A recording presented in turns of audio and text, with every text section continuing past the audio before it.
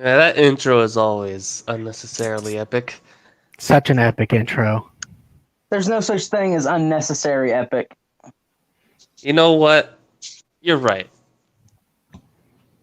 All right, Totally. we're gonna dispense with the greetings. I'm sure everybody knows who everybody is. We got the Yep. Beard King myth. We got Ryal the Foxman. Hi. We got Dylan. Nope, say my name. Dylan. I mean, I think he wants you to call him Lord Shiva. he go by so many names. Lord Shiva here, King, Satan there, Lucifer on some other server. It's hard keeping up with your names. I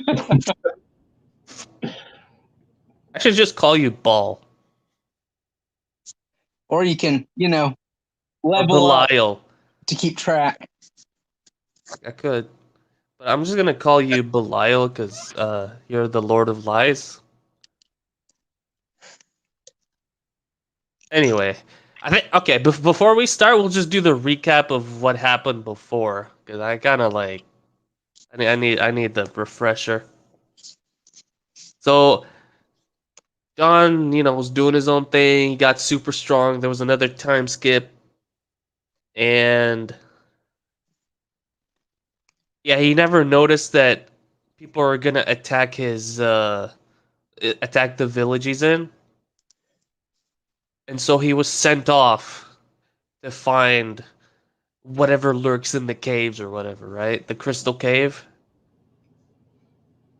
Don't forget to mention he was trained by Master M. Yeah, Master M. Master M. According to the legends, dragons live there.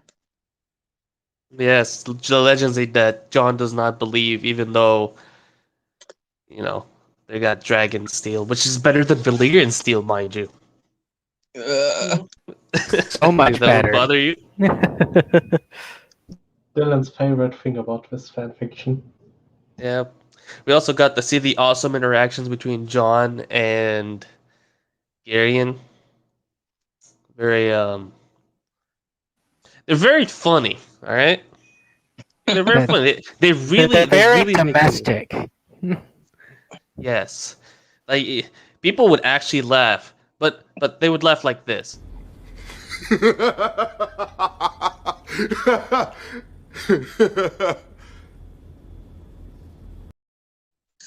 Like that. But yes. I think we covered everything. No, there's something else. Yeah, the royal court is heading up to the north, right, to see Ned about something, and he doesn't know. Blah blah. He thinks they're onto him or something. Yep. Not sure what that was about, but I'm sure we'll see in this chapter. And so now I think we'll begin the whole thing. All right. And then friends, hello. Oh, John Norbert Assumption, hey. Also, look at you commenting. See, you even have a different avatar. I don't That's know not me. That's not you? No. Wait. Who stole my name? Hello, Second Lord Shiva. I like this. No, I definitely like this. Keep doing what you're doing. I love Dylan, it. you stole Lord Shiva the everyone's name. Redux. Alright. There we go. Archive of our own. Got those amazing relationships characters. Additional tag. Those are the best. Oh, it's already at 450,000 hits. Cool. Are you guys ready? Indeed. I didn't get a video for that one just yet. I wanted to, but I looked for that specific hat one, but it sounded like a commercial, and I think I forgot that episode entirely. But yes. Rising Sun. By Dirk, who's always full of errors.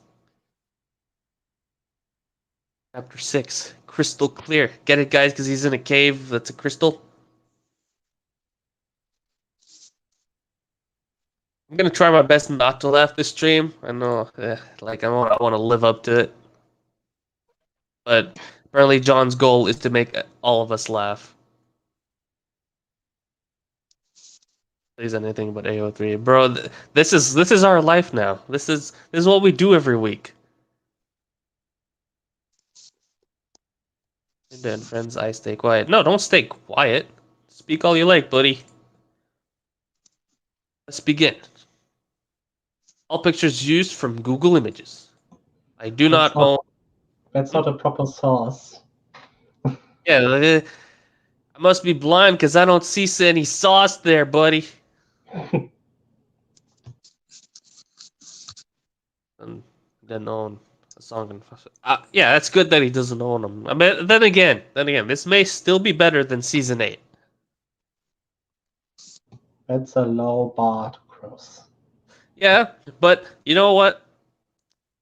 This guy is more likely to finish his story than Martin finishing his book series. I hate how true that is. Didn't you see what he's doing now? Like, he said he was writing the book, but then he was like, we're doing a new show on HBO. Like, oh, okay. All right. Apparently, And he's doing a video game. Wynn's almost done, according to him. I mean, I don't know if I can trust him. It's been almost done for 5 years now. Also, the last update said he still has a long way to go. Yeah, he said he had a good long way to go. Wasn't there yet? Yeah, this thing has plenty of cringe. Anyway, we're starting with Ned. Whoa, we're not starting with John? Wow, that's That means amazing. French. Oh yes, you're right. La France. Ned. Quiet Wolf, Leanna's beloved brother. Oh no, he is the awakened wolf. Ah, allez-y. Ah, Ned. I can see them. Bran shouted from the top of the battlement walls. Get down from there, Bran, before you fall. Kathleen chastised. Bran scurried down the wall and ran off to stand with the rest of the household, as much as Ned, the awakened wolf. Lionel's beloved brother, worried. He was still impressed with his son's climbing ability. I worry about him sometimes. I worry I'm gonna find him flat on his back, unmoving one day. Kathleen said to him. He's just excited to see all the knights. He'll grow out of it, Cat, Ned explained as they both made their way to the courtyard to await their guests. Ned was dreading this day ever since he read the letter a month ago. A couple of sleepless nights here and there, all the while worrying if the king knew what he'd done and was there to personally deal with him. No, it's been a month, guys. No. Subtle time skip this time. Yeah, no, this is good. This is actually better writing. What's going on? I'm confused here. I am confused. The accent is godlike. Well, thank you. I think I screwed it up early when I started rolling my R's like in Arabic. Let's fire for the accent. Thank you. I should have like a thank you clip that's like, thank you. Thank you. Well, there's no fast travel. It's already better than season 8. Yep. It's been a month. All right. Kat was adamant the king was traveling here for different reasons, however, and the fact that the king was bringing his unwed daughter and sister with him fueled her speculation. All the children had new clothes and fresh haircuts, but Kat had spent the most time making sure Rob was perfect for the arrival of the royal procession.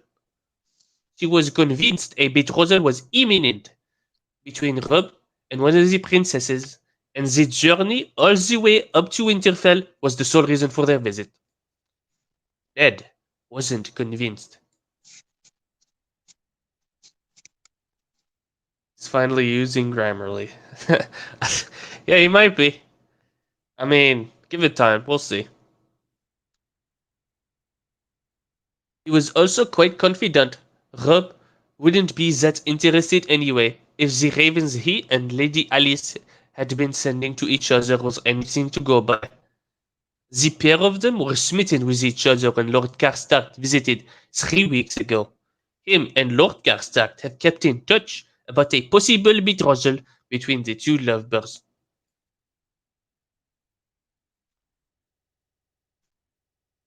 That was something Cat wasn't interested in now that there was a bigger fish to catch, and she was confident in her son. She was confident her son would get his princess. Get it? Fish, because she's a tully. Mm-hmm. Mm-hmm. Ugh. And her name is Cat. Cat catching fish. Cat is Tully, but who's also fish. Catfish. Is that why she smells like a? Oh no, man, forget it. Catfish. Yeah. Him and Cat reached the group, lined up to greet the royals. Everybody was there in their best clothes and freshly bathed and groomed. Even Arya. The promise of sparring sessions with Jory, captain of the household guard, in case you didn't know, a great motivator. Though, by the looks on her face, she was hating every second of it. The guard raised the main gate and allowed the group in. 3 mounted knights in Kingsguard armor galloped in first, followed by the king himself on his black stallion. Decked, decked out. Decked out. Who the fuck's... okay. In his black plate. The same armor he'd worn at the Trident. Following the 4 men was a carriage flanked by Targaryen guards and a king's guard on either side. Following up the rear was the rest of the guard. His family and household kneeled as the king dismounted his horse. Rise, the king proclaimed. Ned and the rest of the group rose to their feet as he noticed Queen Elia. Oh, Elia. Do you remember Elia? She was so beautiful in chapter 1.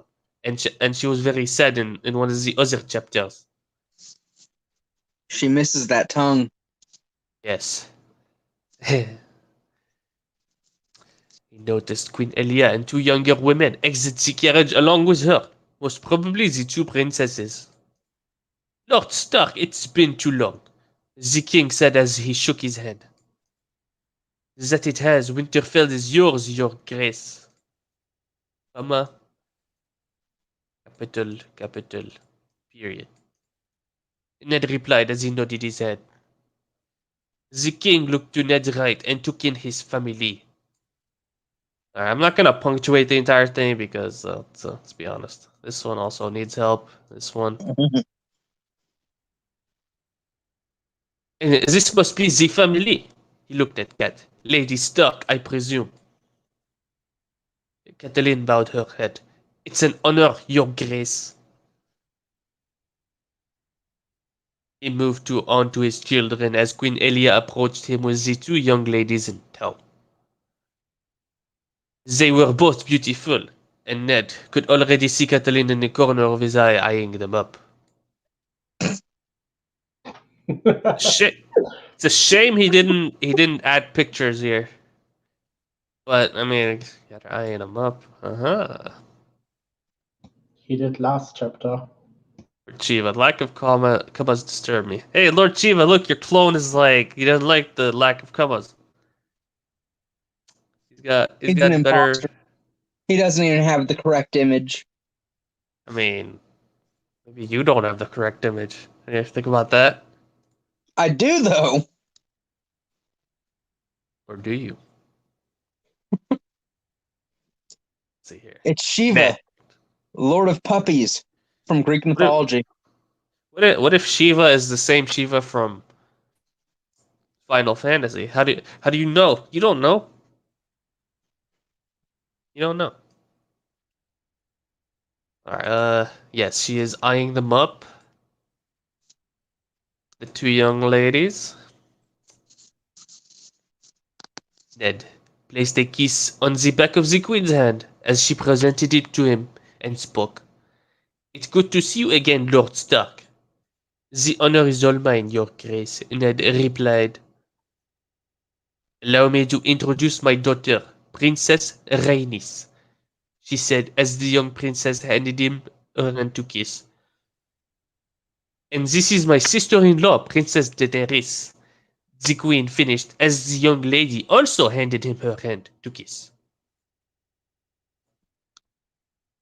As the women made their way down the line, he took note of some in the king's guard who made the journey along with the royal family. He recognized the Lord Commander, Sir Gerald Hightower, Sir Oswell Went, Sir Jonathan Darry, Sir Jaime Lannister, and last but not least, Sir Arthur the quiet Kingsguard, who, at the moment, was looking at him like he wanted to run Ned through with Don. He must know, which means Rhaegar knows. I'm a dead man walking. This one's strange. I mean, sure, he looks like you want to kill him, but I think that's more because Ashara died, right? Yep. Why is the French accent? I'm doing the French accent because this is Ned's point of view. Whenever it's Ned, I have to step it up because Ned needs special treatment. All right, Yep. this is better. Hey, it's pretty cool. I mean, it gets tiring because I'm not used to doing my arts like this. Like I'm used to rolling them or just saying them like this. Roar, R. I might need a drink of water to be honest. A second here. French accents are horrifying. I don't know how people speak like that all day. I certainly can't. French always is better. Yeah, yes or no. I mean, yes and no. All right. La France. Okay. Ed collected himself as the king returned to him. Lord Stark, if it wouldn't be too much trouble, Elia and I would like to visit the crypts to pay our respects.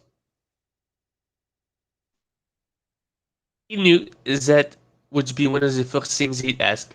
Of course, Your Grace, if you would follow me. He turned to Catelyn. Could you show the princesses to their rooms? This is a question that struck the awakened wolf. A question! It would be my pleasure. She turned to Rob. Rob, could you help me escort their graces to their rooms? Oh, well, that's subtle. It's also a question. Yeah. Or maybe he's going for that statement phrase, like a question but not quite. Which I don't think he actually realizes that. He probably no, I'm giving him too much credit. Of course, Monsieur, as he led the way into the keep. See? He doesn't even know how to doesn't do a sentence. Ned made his way to the crypts with the king and queen, Sir Arthur, and Sir Oswell, standing guard at the door as the three entered in.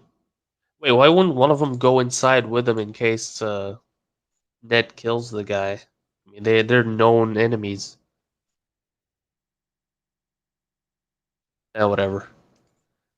The three of them were quiet as they made their way to the one tomb he knew they were there for. They finally reached her statue, and all three stood in silence as they looked at the visage of her likeness. Visage. After a minute, Queen Elia broke that silence. It doesn't look like her. The sculptor had never met Lyanna. This was the best he could come up with from our descriptions of her. Ned replied. It truly looked nothing like her. He'd probably tell us to stop brooding over a lump of rock. Rhaegar said as Elia chuckled. She chuckled. Why does it sound like you're choking something? Alright, well, now we know he definitely isn't using Grammarly. Yep, you're right. Why not? It's freaking free. You know what? Free version isn't that useful, but the paid version is slightly better, but it's not that good. I've tried it. Tried it for my book. It fixed up a bunch of things, and then I checked it again, and it turns out the things that it fixed were just they were not quite errors, and it ended up screwing up the entire flow of the story. So I had to redo everything and then refund the entire Grammarly that I paid for. Best thing to edit is by yourself. Alright, let's see here. We're here. Okay, stop reading up a rock. She was truly a breath of fresh air to this dull world. Elia finished. I miss her every day, Ned said as he looked down in sadness and shame. Ooh, shame. Like a soul, Lord Stark. Like a soul. Rhaegar replied. Another silence took over the group as they paid respect to the dead that lay there. The fresh winter rose Ned cut from the glass gardens earlier this morning lay resting in the outstretched hand of Lyanna's statue that he'd placed there earlier that day. Earlier this morning. Earlier that day. Repetition is repetitive. Yes. Yes, indeed. After a couple minutes in silence, the king spoke. I'm sorry about your son, Lord Stark. It's one of the most difficult things losing a child. Yo, the timing on this. It's done for dramatic purpose. I know, but like. Mhm. Okay. Isn't it just the best?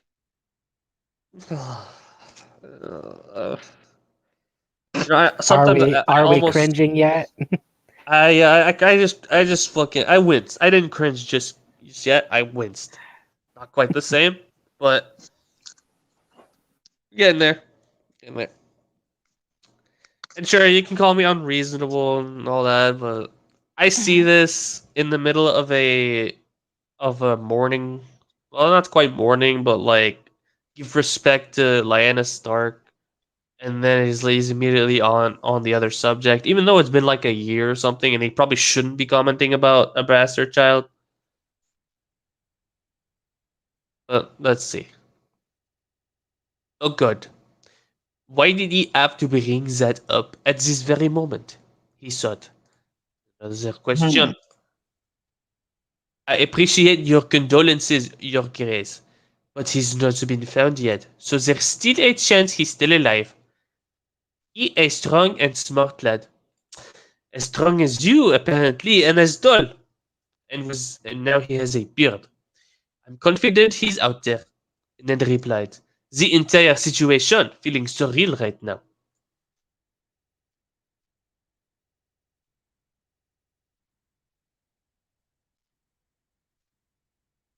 I've been cringing for a while now. Respect for not cringing yet, I guess.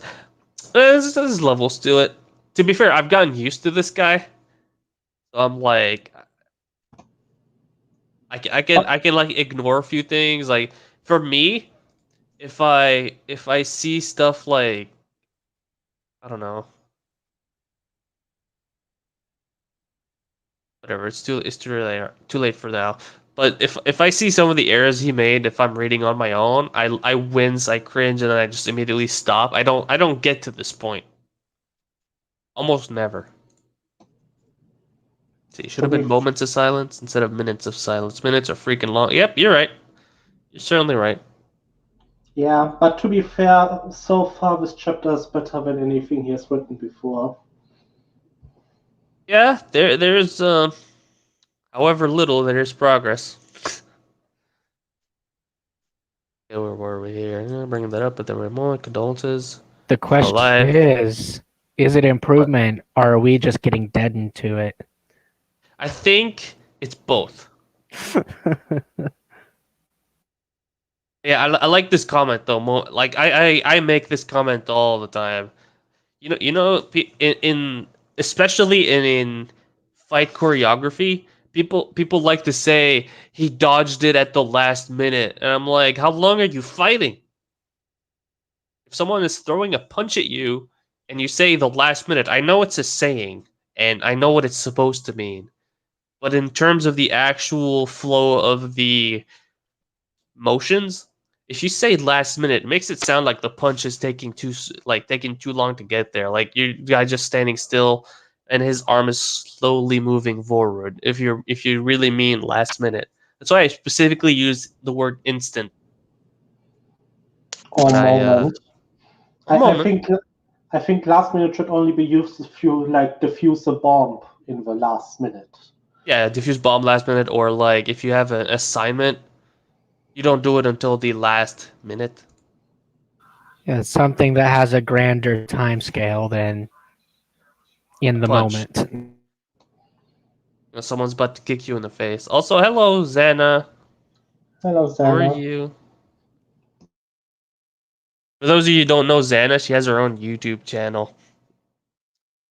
And she does writing related things. And I think also centered around publishing and querying. Well, not quite publishing, but like querying for an agent. It's a pretty cool channel. I suggest you all check it out. I should get a link and put it in the description. I'll do that in like when we take a little break after we get tired from reading a bit. Where'd I Dylan wanted go? I think he disconnected. Oh, I see him in the he came back. There we go. At the stream. Welcome back, Lord Shiva. Yeah, my phone turned off. It happens. Wait, you're on your phone? How can you read? Can you actually read what I'm reading? I can. Okay, that's good. All right. Okay, not found yet. Okay. He is strong and smart lad. I'm confident he's out there. Ned replied, the entire situation feeling surreal right now. Go check out Xana's channel.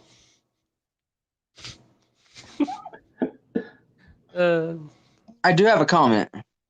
so, It would not be disrespectful if he knows that it's her son.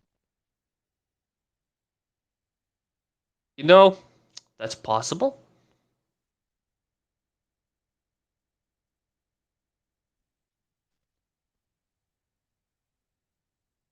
I just read this part here before reading this, and I already feel I'm gonna cringe, but I'm gonna get to this. I was thinking about your comment though. Yeah, you're right.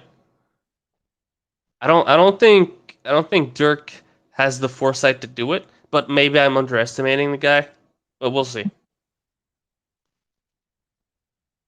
Up, or rather, up. It must be a wonderful thing to have that option, Lord Stark. We lost most of the day Lyanna and Lyra left this world. Elia replied. Lyra? Lyra, your grace, Ned questioned. Come on. Come on, please. Was the repetition needed? It's not a repetition. It's I mean, I remember chapter 1. It's like the guy, I don't know. He's doing this on purpose. He has to. Chapter 1, he's like Ned said that her unborn daughter died, and he, did the whole turn her to ash thing and spread him everywhere. And now he's questioning it, like he's confused, right? It's hard to This keep character, track of your lies. yo, this is a big lie. I'm pretty sure nobody would forget this damn lie. Hey, I told you that your kid died. Oh, He I'm gonna. probably expected them to give her a Targaryen name. You know, yeah, that okay. I can see that. I can see that. But didn't he say that Lyanna named her Lyra, and they both died. I But I can actually see can't them. remember. I can see them posthumously naming the child like a Targaryen name. But I feel like this entire thing that he wrote. I'm not gonna scroll down just yet. But see this part here. I feel like the author, or I'm gonna call him author, and he doesn't deserve that. The writer did that specifically to have Elia and Rhaegar be a little confused about Ned's confusion about the name, to make them doubt his story. But we'll see. I might be wrong. Oh, okay, never mind. I'm stupid. Elia looked at him and smiled. Lyanna's daughter. She was unnamed, so we gave her the name Lyra. Or okay, I think I understand where I got confused. Either he must have mentioned the name Lyra in the Melisandre part, or like the Rhaegar part, and I Yeah, forgot about it. I just checked chapter 1 and Ned Don't never mention mentions that. the name. Okay, that's fair. I'm dumb. She was unnamed, so we gave her the name Lyra, named after her grandmother. She blinked at him. That is, of course, if you don't mind. We've been calling her that for the past 16 years. Oh, no laughing. I'm I an awful failed. person, Ned said. No. I've Yes, you already are. failed. Does a does an exhale count as a laugh? Like just a fucking like a half scoff? No, I don't count it. Of course, Your Grace. A beautiful name. He replied, chest compressing as he felt the deceit burn his throat on the way out. Oh, now he cares. Is he lying about it being a name? I think he means more about lying about the dead child. Nothing in that sentence was a lie, so He's keeping up the deceit of the situation. Not he's not specifically lying, but he's keeping up the pretense that there was a child. but what followed burned his throat on the way out makes it sound like the statement Oh, yeah, I itself was a know. lie. I know. Uh, Look, the writer is very special. John says you don't have the right to change someone's name since their birth because the name offended someone. Not sure what you mean by that, but He's commenting on Elia asking Ned's permission 16 years later to name the child Liara. oh, I mean, it's not like he's the father. Ow. It's not like Ned could say, actually, no. Rename her right now. Yeah, how dare you name her something I don't like? How dare you? That's a shame I don't have that Greta Thunberg. How dare you clip? I should get that too. How dare you? That is adequately dramatic. Let's not get into that little lady. Okay, take this out. All right. Oh, more minutes of silence. After a few more minutes of silence, the three of them made their way back out of the crypt. On the way out, he passed Sir Arthur as the man once again shot him a look of disgust. What have I done to deserve that? He wondered as the king's guard followed the three of them back up to the keep. This is a long um point of view. I'm picturing them just standing there in awkward silence, staring at each other Yeah, for 3 minutes. for those minutes of silence. It's just like, yeah, imagine just like three people standing there, very what's the word I'm looking for? Very formal. just staring at each other with Just two guys wait. standing outside. Just waiting on someone to make the first move. Yeah, exactly. This is what I hate about bad writing. People like if you write. This is advice for everyone. If you write something, please read it out loud. Try to act it out. Try to figure out what's going on. If you're saying that people wait minutes in awkward silence, how does that work in real life? Does that even happen? Like the longest awkward silence I've ever had in my life was about 30 seconds. Longest one. I don't know about you guys. And I was really trying to keep up the awkward silence. There's a bit of an old scenario. I wanted to piss someone off, and I just didn't say anything until he blew up.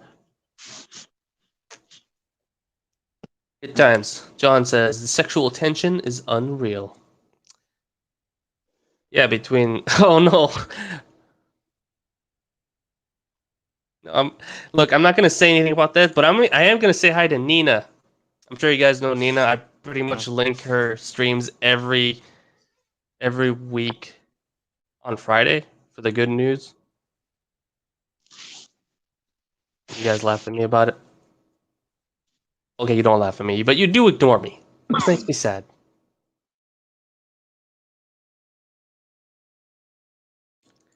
Staring contest lasts long if you're good at it. A staring contest is much different than an awkward silence. I'll say that. He spins straight facts. Thank you, sir. Where was I? Okay, led back into the keep. Ah, yes. Back to the French accent. Ah, la France. Je suis français. The king turned to his wife. Elia, my dear, would you check up on the girls to see if they are getting settled in well? This is a question. The King Gaga. This is a question. What are you doing? I would like a quiet word with Lord Stark in his solar. Of course, my love. The queen replied as she bid him a farewell and walked towards the guest wing, Sir Oswell in tow. He, the king, and Sir Arthur made their way to his solar in comfortable silence. Oh, I like this. This is a comfortable one. Well, as comfortable as a man could be whilst having a hole burnt into the back of his head by one of the greatest fighters to ever live. Okay, so this isn't comfortable. Doesn't sound like it. Oh, it becomes awkward real quick once you get a okay. Yeah. I would say if that happens to you in a staring contest, to just make your excuses and leave. It doesn't have to be a good excuse. You can just be like, "Hey, grandma's on fire, gotta go." Why? It doesn't matter. You just need to get out of there. Get out of there. Especially if you're in a crowded setting. This is my daily, weekly advice for you. Or I mean, if you have no shame, you can just keep it on and hope something good happens. But I don't recommend doing that at all. All right.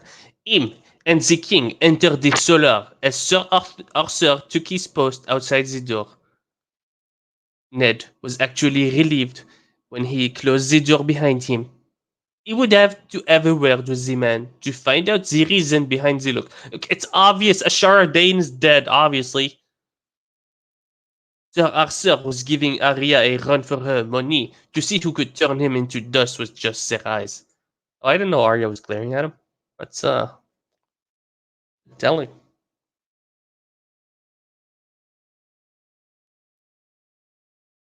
We've all been in a situation when our grandma was on fire. I don't I don't think we've all been in it. Have you guys ever had your grandma on fire? Nope. Uh, grandma on iron, something I didn't think you'd give advice on. Look, man, this is my channel. You have no idea what kind of advice I'm about to just throw your way. Thanks for the wonderful advice. You're welcome, fluffiest unicorn.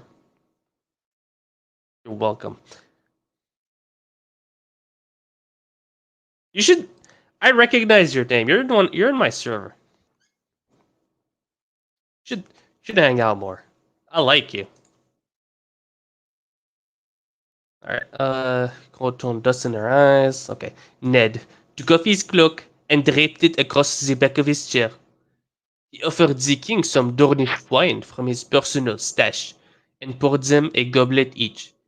He would probably need it for what was about to transpire. This was it. He knew it. This was the quiet talk with the king he was dreading. He was about to be accused of treason, and Ned, for the life of him, couldn't challenge the accusation. He was guilty. Guilty of tearing a child away from his father's family, so he could grow up with his mother's family, all without the father knowing he existed.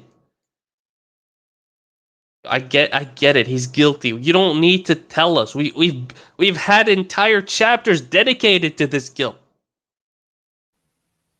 He's Oh my padding god, his he's still word going. count. He's Still padding going. his word count. Yep. He's still going on. I'm looking up and I'm asking God for advice. What do I? I'm happy. I have a stress ball right now because I'm squeezing the crap out of this. I should watch my words. I don't want YouTube to be like, hey, you swore here. I want you to get out. No more. Nothing for you. Okay. Guilty of neglecting his own household and allowing the resentment to build up so much that said child grew up and left home prematurely. All because Ned didn't have the balls to tell him about his mother. Because he was scared he would not only lose his son, but also lose his family for the fallout.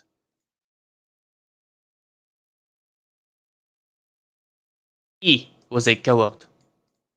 He'd have to make sure the king knew that nobody else in the family was aware of the treason he'd been committing for 16 years, and that only he should be the one punished. Wait, didn't one in the comments say some shit like, okay, I said the poop word. Did someone say that something like they should kill the entire family? Yeah. It's one of those Last one of those time. one of those crazy comments you find in fan fictions. I was thinking of having a section where, like, before I even start reading, I read out like randomly chosen really weird comments of fan fictions just to show how the community is and like maybe try to get people to be a little cooler. I mean, I know it won't happen, but it's funny at least. Let's see. He placed the goblet of wine in front of the king as he sipped on his. Okay, he sipped on his on the way to his seat. He took a deep breath as he placed his goblet on the desk and looked at his king. As he was about to knock, the king spoke up before him. Isn't it a faux pas to drink before the king? Yes, basic etiquette essentially. It's dude, it's not even etiquette. It's basic interactions between anything in the animal kingdom. Like you see most if a pack of wolves catch something, the alpha wolf gets the first bite, right? I mean, Ned's already stolen his son. What else is he gonna lose? Like he's already dug his hole. He's just gonna keep on digging. I feel like you should also read good fan fiction to balance out the. I do. I read a lot of good fan fiction, and I write. I'd like to think I write good fan fiction. I know my early stuff is probably as cringe as this, but I've gotten better. I think Nina means on this channel. On this channel, I mean, we could. We could. Hopefully they react to Zero's old fix. I might do that. I might pull out the old stories and see how bad they are. I mean, yeah, sure. I'll do a good fan fiction narration.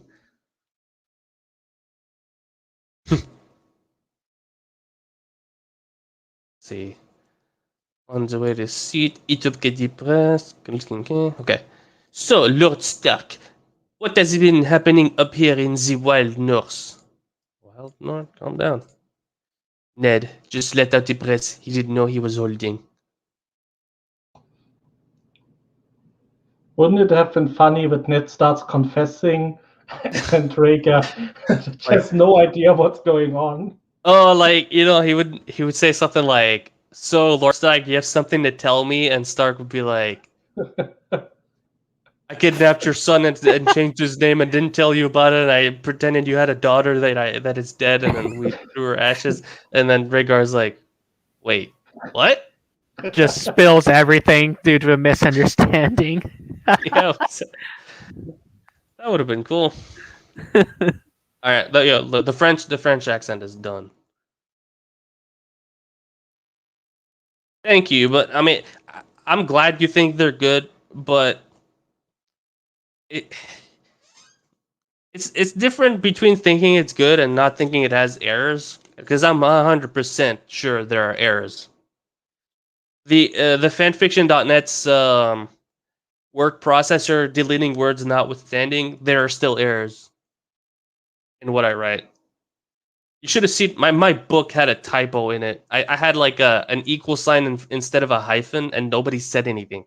Like, okay, some people said a few errors here and there, and like nobody pointed it out to me. And when I found it, I was so embarrassed. I read it aloud. I like this idea. You're gonna read it and just tell me how bad I am. I like this. Oh, by the way, Zen, I read 3 chapters of your book last night. I'll tell you what I thought about it later. But to everyone here, I'll tell you it's good. When she releases it, I'm gonna tell everyone to get it. Anyway, no more French accent. We did that for 40 minutes. All right, Daenerys. You guys know who Daenerys is, right? The princess. Well, she's not the mother of dragons here. She doesn't have that honor. She is the Stormborn, however. I think she should still be the Stormborn because, yeah, it happened all like canon, except the part where um Robert Baratheon dies. Yes. Yeah. So yeah, she is still born in Dragonstone during a storm, most likely. Right. Thank you, Lady Stark. Danny said, Danny, as Lord Stark's wife bowed and left the room. Apostrophe. The room in question she'd be staying in already had a roaring fire when they entered, and her belongings had been delivered shortly after they'd arrived at the room. The room, the room. She sat down on the bed and ran her fingers through the soft fur blankets that laid on top and got lost in her thoughts as she looked into the hearth. Improvement? Yeah, she wasn't set. Yeah, but not much improvement.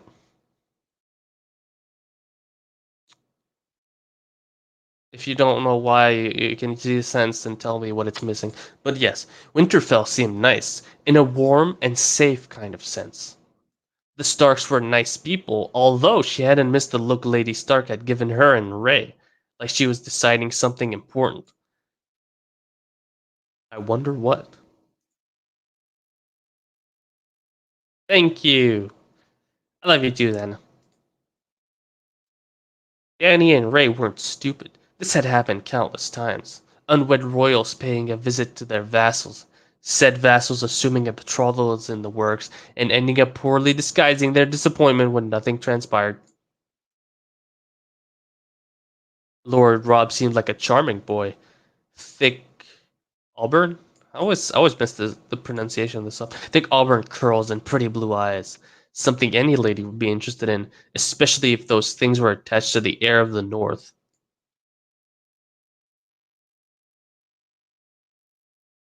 Like, I saw it attached, and I started thinking about somebody grabbing the curls and just ripping them off his scalp and like gouging his eyes out, just like actually grabbing them and detaching them, like pulling them out with the whatever the eyes it attached with,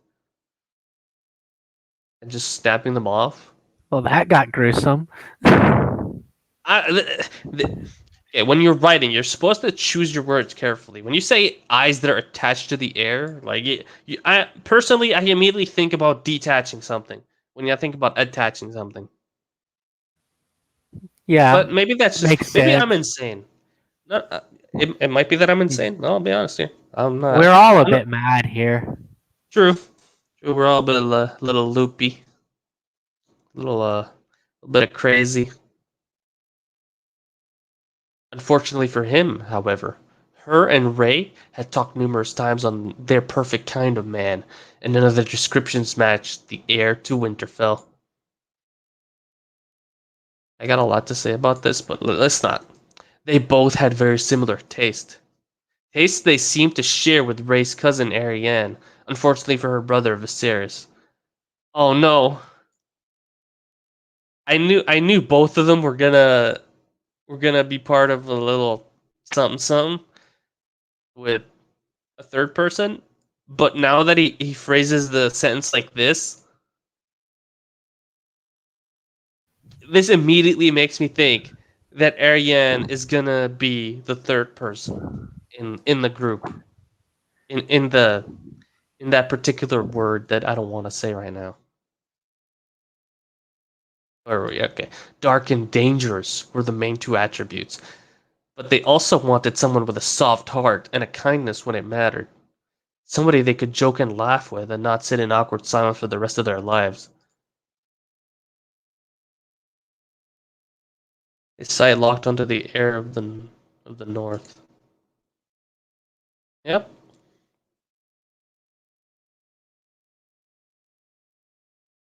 I'm also not going to comment on this here. When you try to foreshadow, but it's just obvious. I know. This is painful. This is so painful. I have to preempt it with a laugh so I don't feel as much pain. Probably giving him too much credit. But what if it's a red herring? I don't. I don't think so. It's not possible. Nobody. Someone of this caliber does not know how to do that. Like I said, probably giving him way too much credit. You are. They also wanted somebody adventurous and not boring. Nothing like the Ray's dullard cousin, Quentin. They were both princesses of the realm, and they knew what they wanted to Rhaegar's annoyance. Alright, okay. No, this is starting to annoy me. They want him to be dark and dangerous, but they also want him to have a soft heart and a kindness. But they also want him to be somebody adventurous, but not boring. But if someone with a soft heart and kindness don't match up with dark and dangerous or adventurous and not boring. But whatever. We're gonna see. We're gonna see. They're princesses. They're allowed to be extremely picky. You know, I'd say that, but I'm pretty sure Sansa will be the exact same way. But we'll see. Probably. Nothing like Ray's dullard cousin Quentin. They were both princesses of the realm, and they knew what they wanted to Rhaegar's annoyance. She was snapped out of her thought process as Ray knocked and walked into her room. So, what do you think of them? Ray asked her as she joined Danny on the bed and folded her legs underneath herself. Okay. Uh, uh.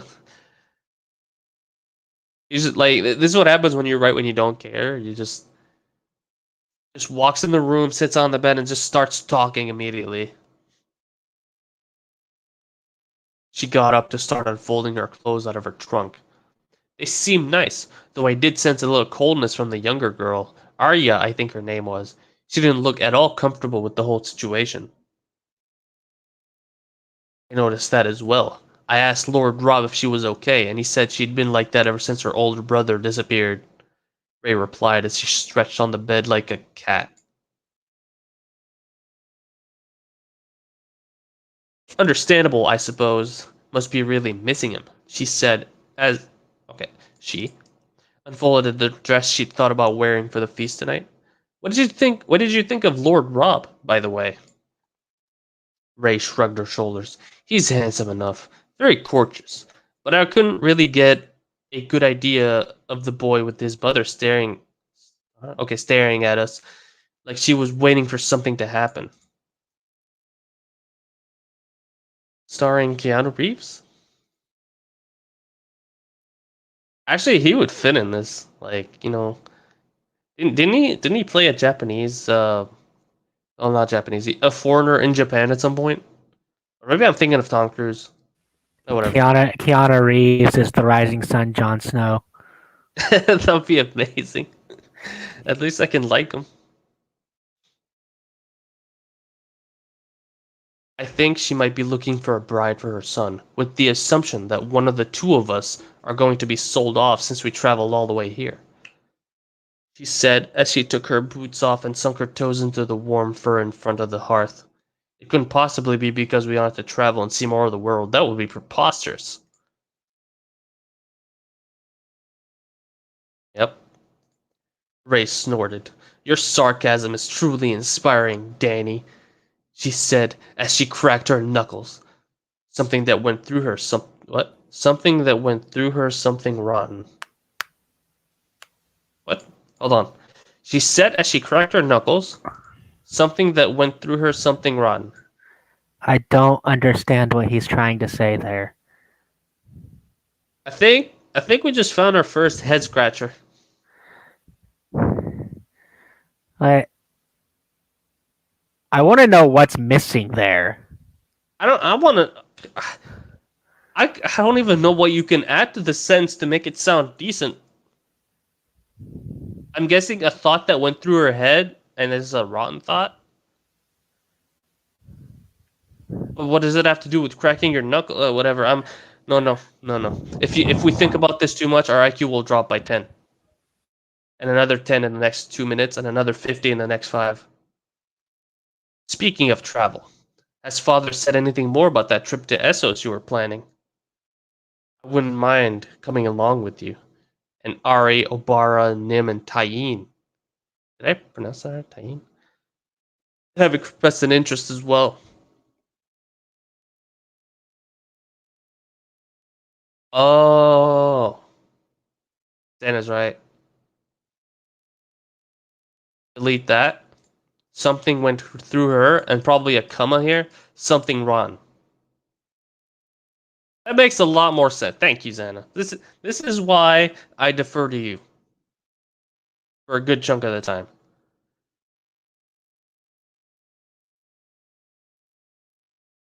Annie shook her head. I don't think it's going to happen anytime soon, I'm afraid. Rhaegar said Essos is very dangerous. It's a very dangerous place right now. The Golden... I don't know, we started talking like Rorschach. Very dangerous place right now. The Golden Company seem to be on a tear at the moment, ripping towns and villages apart, sieging cities. The Dothraki have apparently taken offense to some of their actions and have been attacking them. To put it simply, Ray, it's a war zone at the moment, and Rhaegar wants me nowhere near it. Which was a huge disappointment. Dany had really set her heart on visiting soon. I wonder what's got the Golden Company so worked up about. They're normally quiet unless money is involved. Does Father know if they're funded by anyone? Ray asked as she twirled the ends of her hair. Okay. I kind of like what he's trying to do here. He's trying to... I think this is the false dragon plotline. Sounds What do you like it. think? It sounds like Illyrio's trying to get his son with the Golden Company, and he's trying to bloody the Golden Company to get them ready for war. Yeah, Like while another... also trying to seed the idea of Dany going to Essos. I'm not sure why he wants her to go to Essos, other than to specifically force her to get dragons just because the Probably plot that. requires it. I don't like that part, but I do like the part where he's like, Weighing some maybe... conflict laying down a source of conflict. It's not particularly well laid down, but it's laid down, which is better than most people I know. Most people I've read. According to Rhaegar, reports suggest a great insult occurred, and they are now trying to remedy it, whatever that means, she said as Elia Oh, walked in. I see. It's their reaction to Garion. Remember he stole Blackfire from him. And here I thought it was gonna be something good. Yeah, this probably could be that Garion stole Blackfire and ran off with it. You're right. What are you two gossiping about? She said as she joined Ray and sat on the bed. We were talking about Danny's canceled trip to Essos. Apparently, it's chaos over there at the moment, Ray explained. Well, enough of that. I want to know what you think of our hosts, Elia replied. Ray huffed at her mother's change of subject. They seem nice enough. The younger daughter seems a little cold, but Lord Rob believes she's missing her older brother who disappeared not long ago, Ray answered. We talked about that in the crypts with Lord Stark. He believes the boy is still alive, wherever he is. You have to admire the hope, I suppose, Elia responded. Can't go 5 paragraphs without mentioning John. Yep. Danny could see the melancholy from Elia a mile away. Lyara being the cause, most probably. She tried cheering Elia up, and also Ray, who had joined her mother in feeling down. Oh, Ray's sad now, guys. He needs a hug. Missing a comma, I think. Are you talking about this year? Yeah, it's definitely missing a comma. And I know. Eh, I try to comment on it every time I see it, but there is so much. It bothers me personally. There's no period here. This is how you do bad writing. Don't do what Dirk does. Don't be Dirk. Otherwise, I'll hate you. I really hate you. I mean, I will really hate you. That sounded like I really hate you, and I wanted to correct that. Danny, okay, we did this. Right, who wants to help me pick out a dress for tonight's feast? She asked. Sorry, Danny, I've not even picked out one for myself yet, but if you want my advice, I'd pick that light blue one you were unfolding just a minute ago, Ray suggested. I'll help you pick out something nice, Ray. We won't want you looking anything less than stunning when you enter the feast, Elia told her daughter. Rhaenys looked at her mother in suspicion. Why is it so important that I don't look anything less than stunning? Are you plotting something, mother? Because if this has something to do with Robb Stark, I won't be part of your game, Ray huffed. That's a bit of an extreme reaction here. Elia sighed. Rhaenys, listen to me. I want you to be happy, okay? Smite a mother down for helping her daughter find that happiness. What is this conversation? Elia shook her head. You're getting of an age now where you should be looking for a husband. I'm just trying to help you find him. No pressure. I want what's best for you, for the both of you, Elia finished as she looked at her. Rhaenys hugged Elia and apologized for her outburst. She let go after a time and got up to leave along with her mother. Okay,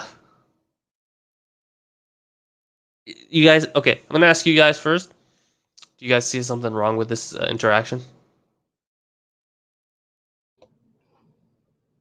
In the earlier chapter, it was explicitly stated they wouldn't betroth her to anyone, and she could freely choose. That's one. That's one. What else? Did you notice something else? It's specifically about Rhaenys and how she reacts.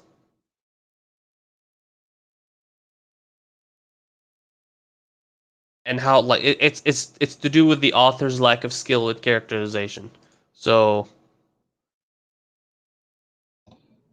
She goes from 180 to 0 really quickly. yes, exactly. Like she goes here 180, like immediately, like totally against it. When you can jump to this particular emotion, that sort of resentment you can find it in the entire conversation. However, Elia does her uplifting speech of her wanting her to find love, etc. Blah blah blah.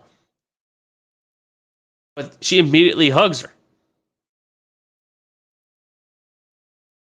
Writing doesn't work like that. You have to. It has. It's kind of a. It's not. It's not a step chart. That's the closest thing I can think about. Like it's not. You don't go from 10 to 0 in a single shot unless you're insane. It's more of a curve. You slowly wind down. You slowly wind up. Unless it's extreme. Something like this, it's in the middle of a conversation talking about wearing a stunning dress. This is not extreme enough to warrant an immediate reaction of like complete disgust or whatever. But all right, To be Moving fair, on. they are Targaryens, so they do go from 0 to 180 at a drop of a hat. fair enough. Fair enough. Yeah, best example, the burn 'em all enthusiast. Hey, Rhaenys was right. Okay, we're here. Rhaenys begged Elia, apologized, go after a time, got up to leave along with her mother. When Elia reached the door, she turned and looked towards Dany. I'll send some handmaidens up to help you get ready, Dany, she said as she smiled at her. Rhaenys was right, by the way. The light blue dress will be perfect for the feast. She finished as her and Ray left the room. Her dress was picked, and the handmaidens had bathed her and groomed her hair ready for the evening feast. 2 simple braids that met in the middle was sufficient. As the last of the laces to her dress were tied by her handmaidens, a knock on the door was heard. She asked whoever it was to come in, and in stepped a young man. The man bowed and looked at her, oozing confidence. Your Grace, Lady Catelyn has asked me to escort you to the Great Hall for the feast. Isn't that against protocol for a young man to enter the princess's chambers without any supervision? Probably. Mm-hmm. Correct. She wasn't sure who especially the princess. Definitely not something that's done. John Norbert Assumption says, just had a thought. We're unintentionally baiting this fic while trying not to cringe and failing You're right. We are baiting this fic, but I highly doubt this guy will watch this. Okay, even if he does watch this, he will see what I'm saying. He'll hear what I'm saying, and he'll just completely ignore it. It's one of those people. Also, from the description, it's obviously Theon, and would he be allowed to be anywhere around the royal princess? Because he's oozing confidence. No, because he's a Greyjoy. Well, I mean, you think it's Theon because he's oozing confidence. Oh, yes, among other things. She wasn't sure who the man was. My apologies, my lord. I didn't quite catch your name. Behind the man in the hallway, she got Sir Jamie's trademark grin. Oh no, can't say anything because he's a Lannister. He's good. He can't be sued by a Garyon. But he can be. They're both Lannisters. It's their trademark. In fact, Jamie has more right to it because he's the son of the mighty Tywin. The man didn't seem pleased with her not knowing who he was, and was hiding his annoyance very poorly, but answered her nevertheless. Come as people. Lord Theon Greyjoy, your grace, heir to the Iron Islands, he finished with a grin. Ah, the hostage. Actually, why is he... That is confusing. Why is he very, open with his feelings to the king and queen who basically destroyed his kingdom? I mean, he was never set to be the heir of it, but because he had elder brothers who died. This is his person. Like, this is confusing. He should be feeling resentment, not trying to woo the princess. But Well, whatever. maybe that is why he's trying to woo her out of resentment, you know? Oh, he's going the long game. I still got you. He's going the long game, but I'm pretty sure I would say that Dirk is not thinking that far. I'm thinking more that Dirk is gonna try to make Theon be his He's just usual arrogant beyond all reason. That's arrogant beyond all reason and very horny all the time. Just so that she can reject him and then go with John later for that scene payoff where Greyjoy is in the background glaring or something. I feel like he's specifically setting that up. Yes. Man, no. She smoothed down her dress and slapped on a fake face of. You need an O here, buddy. One that she'd mastered in King's Landing, and looped her arm through his.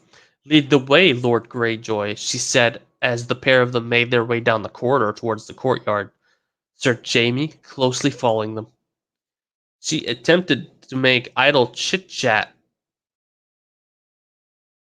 Idle talk is fine with the Greyjoy boy, but in the end, he just tried to charm her with cocky words and false confidence. See? The journey to the Great Hall, not being quick enough for her liking. I mean, if you're sent to fetch her, it will be fine. Kinda, but also not kinda. Why wouldn't Wouldn't it be to send a hostage to get the princess? I think I think Catelyn we would should- probably send Bran to get the Yeah. princess or something. It would be a bit of an Or wrong. insult to send the hostage, to get the Hostage. royal princess. Like that's a major insult.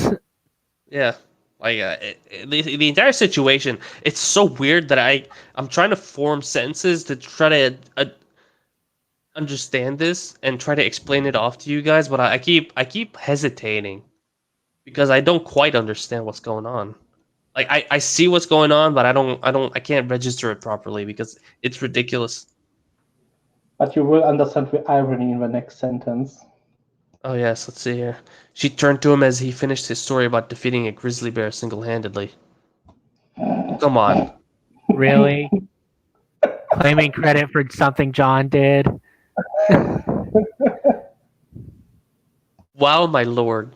You seem like a very accomplished fighter. She fluttered her eyelashes for effect. Sir Jaime coughed to hide his laugh. There must be somebody better than you, though, otherwise you would have blocked it. Huh? Blocked what? I don't get it. He looked at her in confusion. Okay, that's her thinking too easy. Oh no, we are Theon right now. Blocked it? What's that supposed to mean, your grace? The boy replied with annoyance, remembering who he's talking to at the last second. Pretty sure he knows who he's talking to and knows how to behave. Somebody made a real mess of your nose, my lord.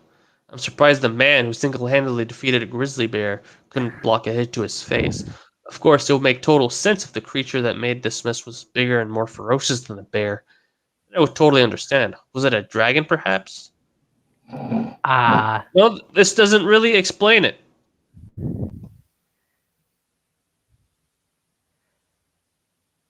Probably from when John broke his nose early on. You're saying that John broke his nose. Well, what is it at this point? A year?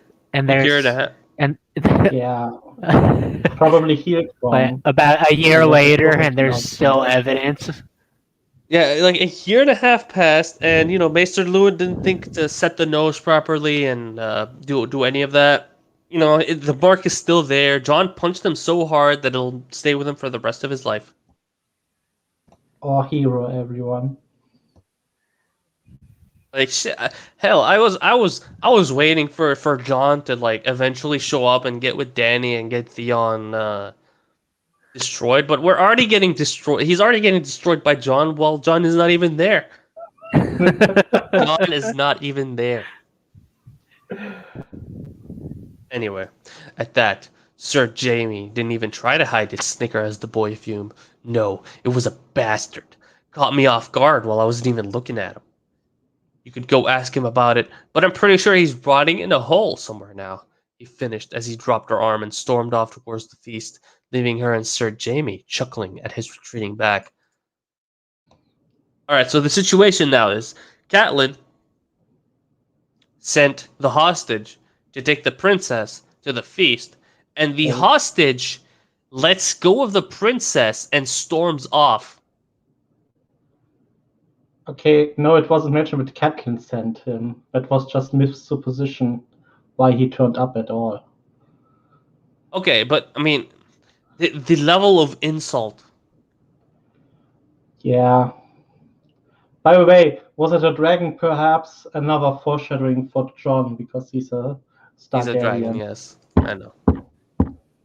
Very very subtle, very good stuff here. The only worse insult that they could have given was to send a bastard to escort her. Yeah, too bad they don't have one of those lying around. Probably in a hole somewhere now. Bit bitter, isn't he? Sir Jamie commented as he offered his arm to her, which she took. I was getting bored of his lies, the little braggart. The bit about the bear was my breaking point. Oh, nice alliteration. The bit about the bear was my breaking point. I like it. She explained as they crossed the courtyard. Well, I imagine somebody in there must know if he's lying. You could end up really embarrassing the lad if you really wanted to, Sir Jamie suggested with a wiggle of his eyebrows. She pondered the idea out, by the way. Somebody in there?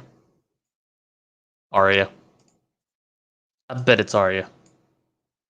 I bet it's gonna be like a Daenerys, Rhaenys, Arya friendship. Because Jon is her favorite, quote, brother, unquote. Could be Sansa. I mean, she lost her sense and started feeling guilty. You know, I don't think it's Sansa, because I'm pretty sure this guy kind of doesn't like Sansa. You can tell by his writing. But we'll see. He pondered the idea. Well, if he acts like an idiot in there, I'll have to find out, won't I? Lord Robb will probably know if I ask him. She finished as they entered the hall. Warmth and the smell of cooked meats hitting her nose. Hitting.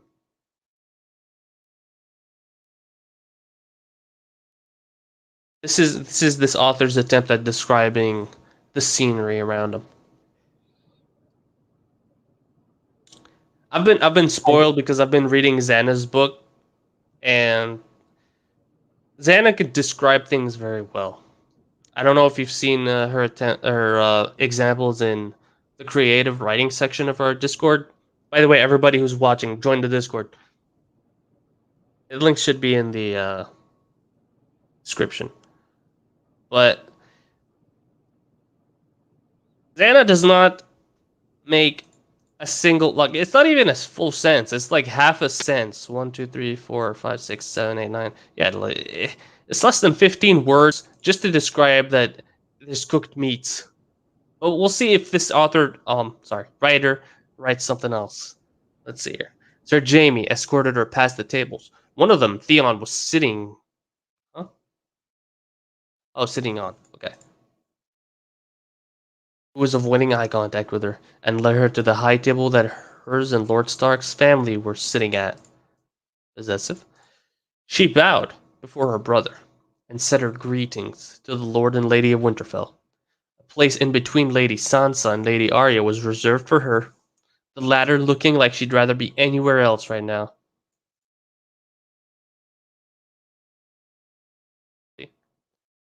I could be wrong, but it's starting to look like I'm right. She greeted them both as she sat down and placed a napkin across her lap. The food was warm and delicious and went down well with her Dornish wine. Her favorite was the beef and bacon pie with onion gravy. She embarrassed herself when she moaned at the first bite. Lady Sansa looked to her left, grinning, and Arya, who she found out detested being called a lady, laughed out loud. A loud, boisterous laugh was heard across the room as she got sight of Theon roaring at something, clearly drunk, while Straw was trying to shush him. The men around the table with him were also laughing. How long does it take to get drunk? I must be a lightweight. Theon's an extreme lightweight. Look, man, Theon is weak, alright? He's nothing compared to our main character, Jon Snow. I bet won't even get drunk ever. No matter how much he drinks, No matter how much he drinks, no matter what happens, Jon is amazing. his dragon wolf blood combo will makes him immune to alcohol. Yes, it must be that. Great story. Amazing story, guys. Yeah, clearly drunk. She turned to Lady Sansa. Has he always been like that? She said as she nodded her head in Theon's direction. Who? Theon? Yeah, she nodded. Our brother, Jon, put him in his place not long ago. I wonder what that was. But ever since he left, he's returned back to being the same bragging Theon. Arya interrupted. He's stupid. He's one of the reasons our brother left home. Always reminded him on a daily basis that he was a bastard. Now Theon has a daily reminder of Jon whenever he sees the mess he did to his nose. She smirked as she flicked a pea at Theon. What did I say? So technically, I was right. She asked Sansa first.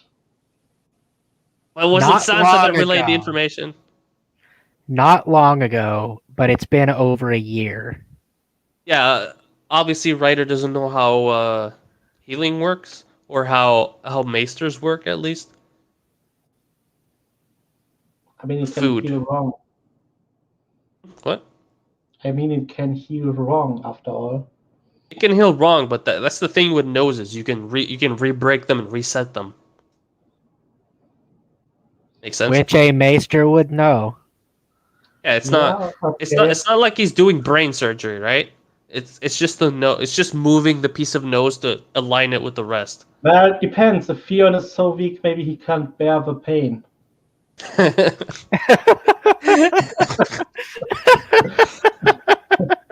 Oh, it's not even the story that made me lose it. Oh my god. I swear to God, man. Sorry, I swear to the gods, the old gods, because screw those new ones. Yeah, Theon. The food hit its mark, and Theon glared at Arya, and then glared at her for what? And then glared at her for a second before turning back to his group. She heard the word "idiot" muttered under his breath, and she smirked. Time to have some fun. He glared at her, and then he glared at her. I think he was Yeah, transitioning Arya his and then- glare to Daenerys. To Dany, yes. Like it's Dany's POV. Theon glared at Arya, then at her. At least that's how I read it. That's how I read it too. Yeah. It's That's not written well. well, It's it's not not- written well, but that's what I got out of it. Okay, because it's Daenerys' point of view, and her is basically Daenerys. Yes. Okay. She spoke up so Theon's table could hear her.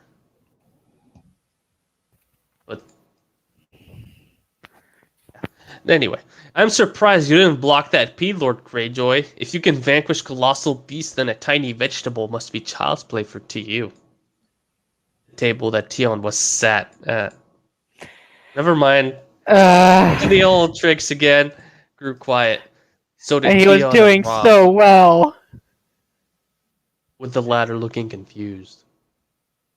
It was Arya who spoke next, and yes, he was doing very well, but then he had to disappoint us. Colossal beasts. Okay, so it is still Daenerys speaking. Whatever. Colossal beasts. What are you talking about? She asked bluntly. Not one for pleasantries. The girl was growing on her. Aha, see, friendship. She snuck a look at Theon, whose eyes went wide when he realized what was about to happen. She replied to Arya in a louder voice so that Theon's table could hear. Why, Lord Greyjoy here was regaling me on the way to the feast on how he'd taken down a grizzly bear all on his own. I wasn't convinced in the slightest, but I assumed the heir to the Iron Islands wouldn't lie to a princess of the realm, so I took his word for it. She finished with a sip of her wine. Arya started fully full belly laughing, and even the reserved lady Sansa started to giggle. He saw Rob looking down with a grin, and Theon glaring at her, fully red in the face, with embarrassment or anger. She wasn't quite sure. Both. Not sure though. Arya spoke up after finishing her laughing fit. The only colossal beast he's fought is that green-eyed monster. She carried on chuckling as Theon stood up and stormed out of the hall as the table he was sat at, including Rob, laughed at his retreating figure. He's stolen that story off my brother. Okay, question. Does Mhm. she mean jealousy by that green-eyed monster, or what is that supposed to mean? Wait, what was your question? The start of it? Yeah, the only colossal beast he's fought is that green-eyed monster. Yeah. What does that mean? The pea that she threw at him. All right, sorry. I'm assuming it's the pea. That's the only logical thing I can think about. Good, But I yes. continue. mean, could have been envy. Yeah, I thought it meant envy, but it actually makes more sense that it's the P, but it's so badly written, I don't know. I figured it's a pea because a pea is small and she's saying colossal, and it's a green monster. Its peas can also be referred to as green eyes sometimes. Yeah, but his I envy know is it's also badly written. his envy is also colossal for John. It's fair. It is okay. That is fair. If you heard that sound, that was me cracking my knuckles. If you didn't hear that sound, I just cracked my knuckles, and it felt so satisfying. All right, he's stealing that story off my brother. She looked at Arya with intrigue. So it was your brother who fought the bear? She asked as she raised an eyebrow and looked back at Rob, who was still laughing with the men at the table. Not Rob, John. And he did kill the bear himself. He showed me the pelt he skinned. It was huge. She smiled, a sad smile in Danny's opinion. He told us about the fight and how he survived. It was the last story he ever told any of us. She finished as a lone tear rolled down her cheek. Oh, no. I So hate sad. that sentence. It's the worst sentence in all of fanfiction. Green-eyed monsters usually just yeah, yeah. I mean, I understand where you guys are coming from. It could be that, but is it that in the context of Westeros?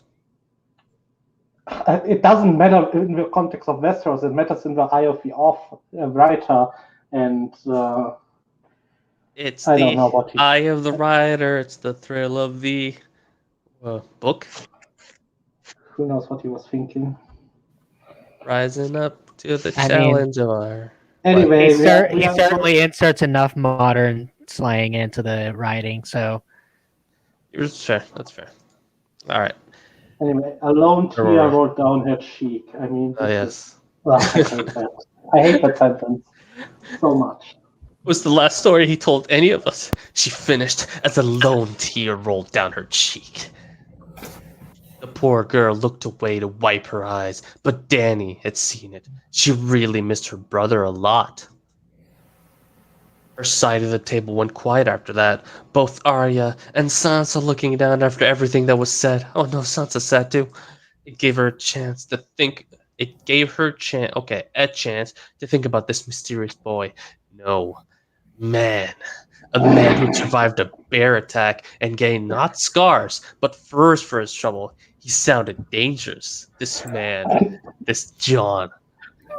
She had her material for tonight's bedtime.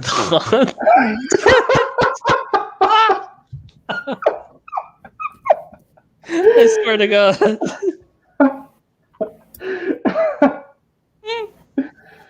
God damn it.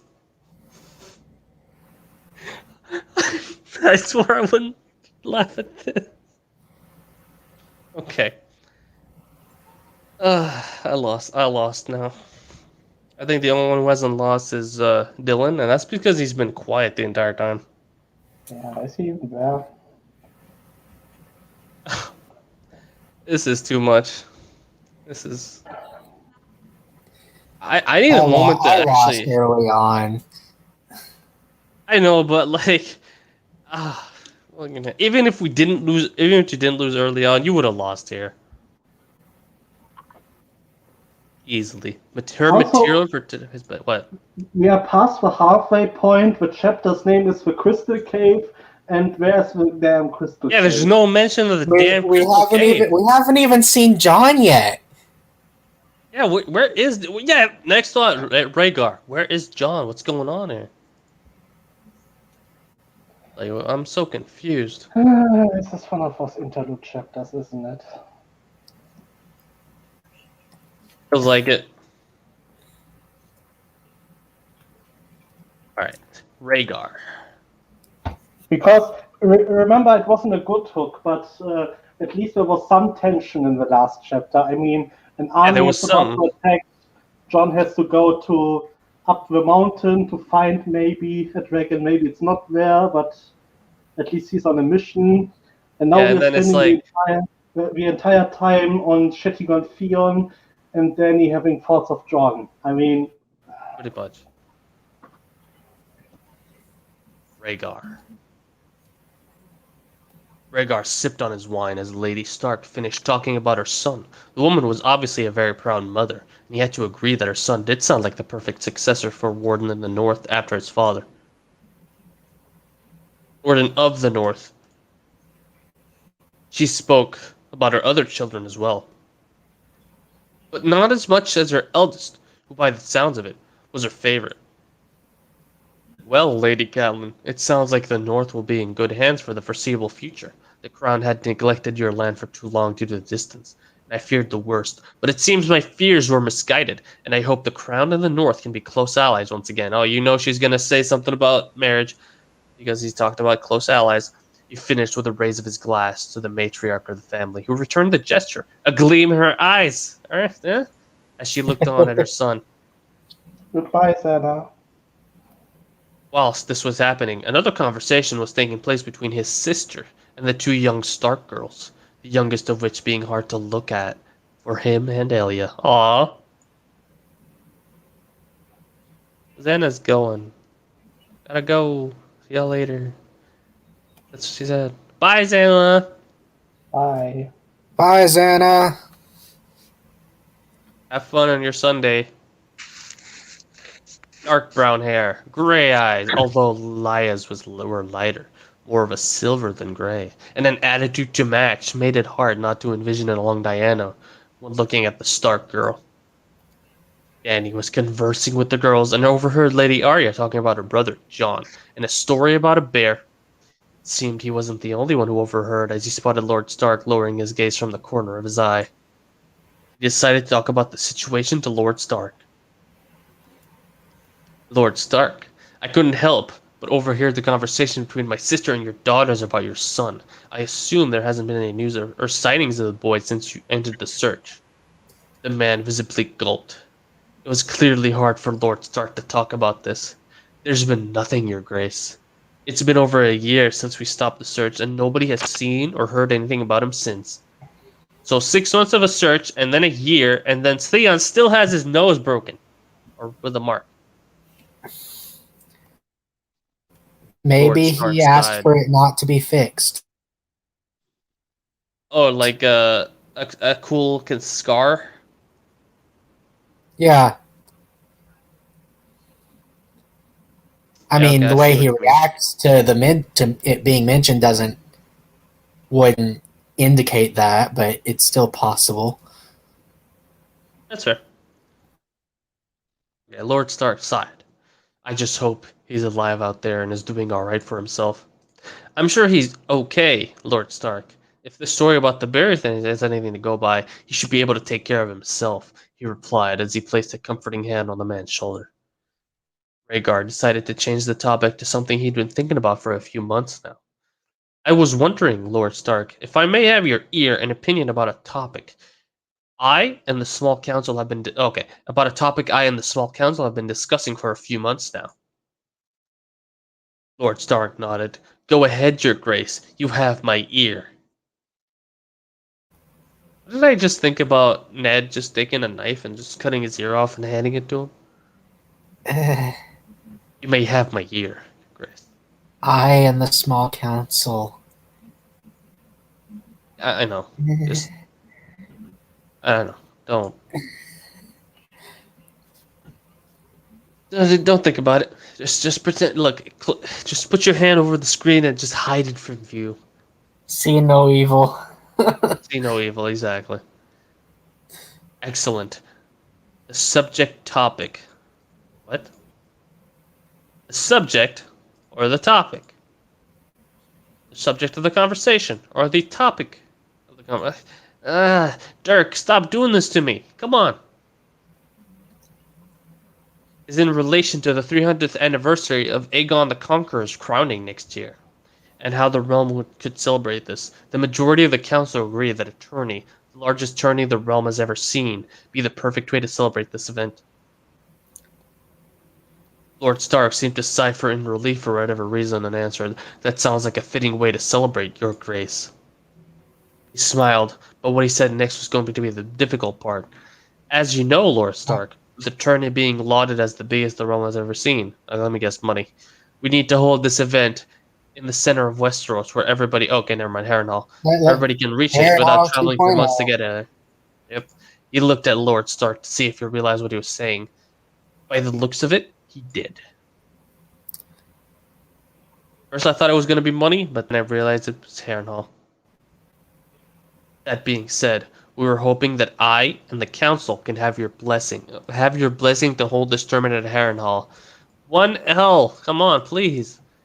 I know there's not a lot of fond memories of that place, but along with the castle being rebuilt and my father no longer being with us, we were hoping to create some new memories, better memories. How much did this cost? How much money does he have? Well, for one, he's not in the massive debt that Robert put the realm in. I know, but okay, I understand not being in massive debt, but he's launching a tourney. He's also doing a full Remodeling rebuilding of Harrenhal. of Harrenhal. Harrenhal. You remember the lore about Harrenhal? Yeah. A massive castle. But yes, Lord Stark sighed and nodded his consent. You have my blessing. You have the right of it. That place needs new memories. Why does he He need nodded. Lord Stark's blessing? Because he feels guilty about Lyanna. I mean, don't think about it. Anyway, he nodded, and a comfortable silence overtook the pair of them, both of them deep in thought, and probably thinking of the same person right now. See?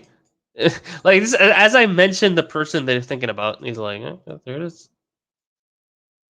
As he was contemplating, the tables were moved to the sides of the room for the dancing to commence. Elia had asked him whether or not he'd be playing in his harp tonight, but he thought the time and place didn't seem appropriate. Lord Rob approached his daughter Rhaenys and asked for a dance, which she agreed to, and Lord Brandon, bless his soul, walked up to Daenerys with bright red cheeks and offered her a dance, which his sister kindly accepted. What a nice little kid. She probably made the young boy's night. Many more pairings got up and started dancing. This is so lazy. He turned to Lady Stark to offer her a dance, but the look on her face as she watched her 2 songs like a hawk was unsettling. He decided to ask Lady Sansa, who looked a bit put out that she didn't have a partner. Okay. Isn't that unusual? Why would the king dance with a child that wasn't his own? Yeah, this is super weird. Also, stranger danger. I mean, he's the king, he can do whatever he wants. Not whatever he wants. I mean, that's something I would imagine Robert Baratheon do. I heard a double voice friend just then. Anyway, So did I. I mean, it's not that bad. It's just he's just dancing with one of the ladies of House Stark, which is basically kind of showing a little bit of respect. Sure. It's still weird. It's a whatever. I don't. At least he's not doing something crazy like I don't know, punching 3 guys at the same time and defeating grizzly bears or whatever. Anyway, Lily After- defeating the grizzly bear with a dark. yeah. After dancing with Lady Sansa, then his wife, who had finished her conversation with Lord Stark, Lady Catelyn, and finally his sister. Rhaegar called it a night and escorted his wife out the hall to their chambers to end a very taxing day on his soul. Ooh, I wonder, is it going to be Jon now?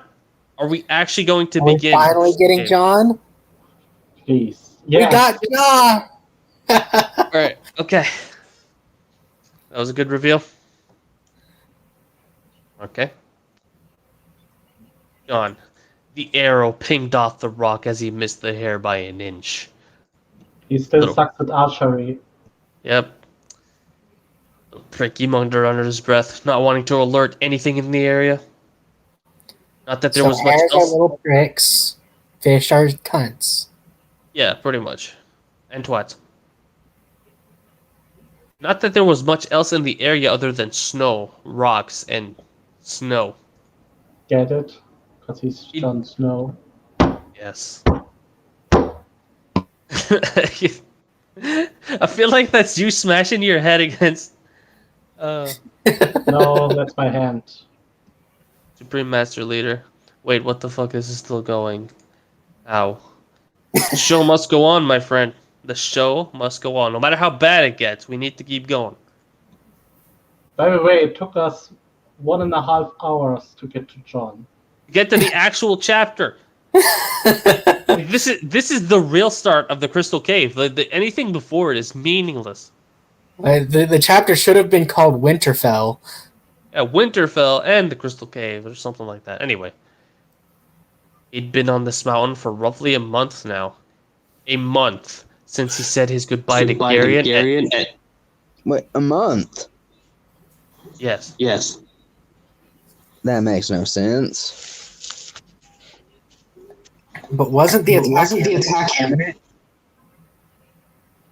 Alright, that's the Dylan, question. you have a bad echo. Yeah, it's because he's on his phone. He has to mute himself when he's not talking. What are you saying, Myth? I said, wasn't the attack imminent on the village? Yeah, like, they said imminent attack, and I figured next week, right? Or like 2 days from now. But Yeah, it's been a month. We are waiting for Jon to return. I mean, Yeah, they can Ah. wait. It's The plot Easy. does not move forward if the main character is not there. easy. It doesn't like John's out, but we still got Garion with his trademark grin and Master M slowing down the opposition, especially Master M.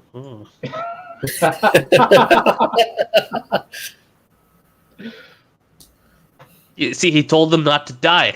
Jon told them not to die. Therefore, they will never die. All right. But they are now immortal because John told them not to die. Exactly. Correct. This is how it works with Jon Snow. Garion, as always, laughing and embracing him in a hug that was unexpected, but not at all unwanted. Oh, okay, calm down, Jon. Master M had been more reserved in his farewell, putting his hands on his shoulders and explaining to him that he needed to stick to the task at hand. Straight to the point. That was Master M style. This is so... John is very familiar with Master M's style. Oh, yes. The journey. In his hand. The journey to begin with was simple enough. Climb, hunt, eat, sleep. But as the weeks went on, the rations ran low, cliffs got steeper, and the air got thinner. Something Master M had forgot to mention. Wasn't nearly- it mentioned in the last chapter that he only took rations for 2 days? Yeah, he's been doing it. Oh god, you're right. That's what the hunting is for. I Yeah, know, but as the weeks went on, Yeah, don't think about it. Don't think about it. It's like people like to it's tell me already sometimes. established he has no concept of time. also, how Concept of big is the time. Span Mountain? It's pretty big. It I, takes him months. What is it? I think he just wanted to keep all of the timelines synced together.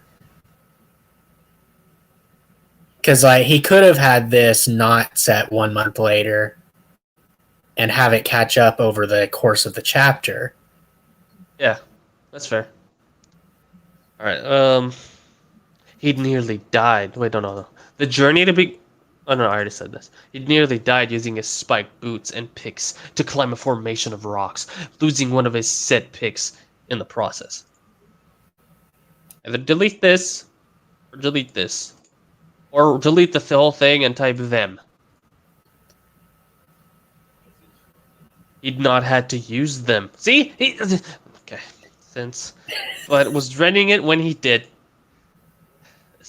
This really bothers me, man. Every night, when he set up camp and closed his eyes, he would dream the most lucid dreams he'd ever had. It started the night before his journey began, and they'd been getting more and more clearer. More clearer. Uh, The higher he climbed. He chalked it up down to lack of air, which in turn was making him delusional. Isn't Chalk. it chalked it up? Yes, but also, I mean, chalk? Do people use chalk? Yes. Do they though? Yes. That's a pretty old thing. Like they even used that back in Roman times, so yes. But did they use it in Westeros? Valyria is Rome, so yes. But they felt so real. The deep female voice persistently telling him to find them. He didn't know who them was. It was always end up with him roaming around the most vivid-looking cave he'd ever seen, blues and purples shining from an unknown source. There was no fire or sunlight to guide his way, only this unexplained light. The dreams would always end with him walking into a large cavern, lit with the same blues and purples that guided him there. In the center of the chamber would be a large lake of the clearest blue he'd ever seen, and looking up into the ceiling he would always see a large hole that allowed sunlight to beam down into the center of the water. At that point, the whole cavern would fill with a white light, blinding John and waking him from this bizarre dream every night for roughly a month. And now he was close to the top. He could actually see the top for starters. The clouds had covered the peak of the mountain on his ascent, but now he was actually above the clouds, which was mad in itself. He could see the finish and hopefully a reason Master M was so confident in this plan. At a steady pace, he would make it to the summit in roughly 3 to 4 hours, but at the moment he was hungry and in need of something to eat. He had meager rations left, and the hare that had bolted off was the first living thing he'd seen in 2 days. Not even birds were stupid enough to be this high. Why would a hare be this high? right? Of course, yeah. Because he needs food. Plot convenience. Unfortunately for him, the hare wasn't the only living thing that was in the area with him. The aggressive hissing sound being prime evidence of that. Oh, look, a snake, something you can eat, right? No, wait, it's too cold for a snake. Probably a cat. Stood perched on a formation of rocks to his right was a 4-legged animal that he'd never seen before.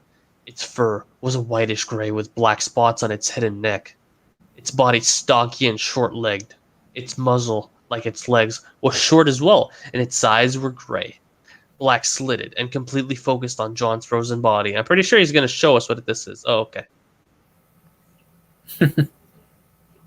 Snow leopard? Yep. Poop. The beast let out another hiss as it leapt off the rock and slowly walked towards him, belly low to the ground. Fur bristled at its haunches up, primed to end John where he stood. He decided to crouch down to seem less intimidating to the beast. It stopped in its tracks when it got about 10 feet away from him, and it looked into John's eyes, right into his soul. It was close enough for him to get a better look at it. It was a beautiful creature, to say the least. Look at it. It's so Looking majestic. in the eye is making it more aggressive. Yeah, looking at feline in the eyes makes it attack you. Yeah. His eyes reconnected with the beast after admiring it, and before it could pounce at him, John blacked out. Well, he's Oh, I dead. know what he did. Accidental warging. Okay. He forced his eyes open. He felt tension in his legs. He could feel and hear his heart in his chest beating, heavy thumps as he focused in on his adversary. Powerful, precise footsteps brought him towards the unmoving target. He was intrigued as he smelt the air around it, a familiar smell. Confusion and fear took hold of his mind. The prey was familiar, recognizable. Him. How? He could see himself slumped against the cold ground, limbs collapsed, face looking into the sky. I approached and flinched as I took note of my face, more preferably my eyes. Wait. He inserted himself again. Dirk, please. I know this is your fantasy, but at least let us think that this isn't your fantasy. Please.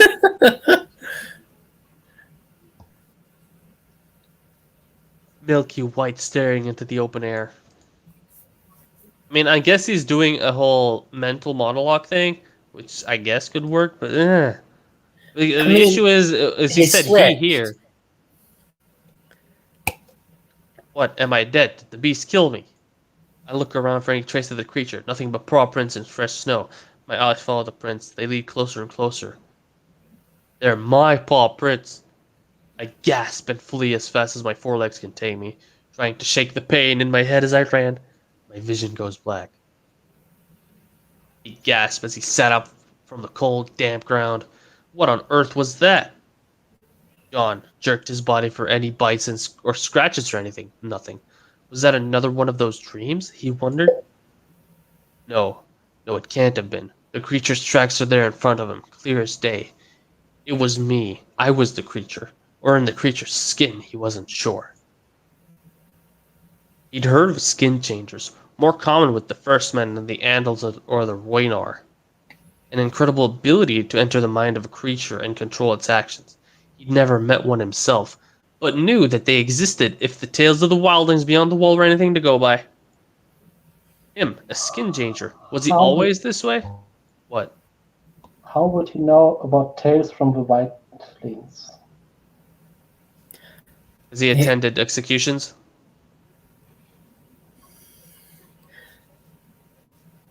It would make more sense to just reference Old Nan's tale.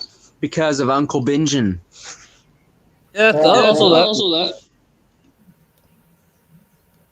That I can accept. Good old Uncle Benjamin that nobody has seen in a long time now. Him, a skin changer. Was he always this way? Were the dreams he had as a child, running around the woods like a crazed wolf, real? This have something to do with the dreams he'd been having recently? He wasn't sure about a lot of things lately. Mad, he muttered as he shook his head and got to his feet. He needed to reach the top even more now, a subconscious sense of anticipation spiking through him. Something was happening, something that he feared and greeted all the same. He was anxious. I'm going mad. It's happened. It's finally happened, he said to himself as he soldiered on forward. I'm even talking to myself now. Yep, definitely mad. Okay. Didn't we already have this part in the part where he was in the boat? Why am I talking to myself? Why am I yelling at fish or something like that? Yeah. Alright. Lazy writing. Moving on. An hour passed by, an hour of trekking and thinking, and an hour closer to the top. He'd hoped to have seen the creature he'd seen earlier again. He'd hoped to have seen the creature he'd seen earlier again, but it seemed it wasn't to be. The path he was currently on was incredibly uneven and narrow. To the left of him was the face of the mountain, smooth to the touch, which was odd, he thought, and to his right was a knee-high formation of rocks along the path, acting almost like a wall. Over said wall was nothing but clouds and thin air when he looked over the edge. Gods have mercy, he said out loud as he shimmied across the path, leaning his back against the smooth surface. He He made it actually halfway used the across. plural gods. No, it's amazing. It's beautiful. Beautiful content right here. But I feel we're gonna be disappointed about something soon. It's always like a good thing and like 5 bad things with this guy. Yes. He made it halfway across and reached an overhanging of ice and snow above his head. It shielded him from the wind that was slowly picking up and allowed him a breather. See what I mean? Leaning his head back against the wall, looked up at the ice that was sheltering him at the moment. Looked up at the ice that was sheltering him at the moment. Shielded him from the wind, and then, you know, why not repeat it? On second glance, he noticed that it was actually a very odd-looking ice. Wonder what this is. Where have I seen this before? Yeah, I wonder what this is, Jon Snow. He reached out and touched it, but before he did, the wall behind gave way under his weight, and he was falling. Smooth rock aiding his descent as he recovered into a slide. Descent. Getting less steep and evening out, passing more of the odd ice down on the way down. He could somehow see. It's not ice, we get it. He could see ahead of him without a light source, and he noticed a hole approaching. Maybe the ice holds light. It's not ice, you already know it. Never mind. Okay, I can. Okay, Rising Sun Jon Snow is canonically stupid, so okay, this can make sense canonically here. Okay, phenonically. He's stupid, but at the same time, he can learn everything from a book. Oh yeah, except how to catch fish. All right, you reached the hole and prepared to land. Oh, for Christ's sake. Okay, what were you gonna say, Dylan? He also can't learn that throwing people off a boat kills them if you're that far out. Yeah. Make sure to be yourself. Thank you. I was hesitating to talk. Falling through. Okay, no, it's okay. He reached the hole and prepared to land. He reached the hole. It's just like Master M taught him. If he could. He passed through.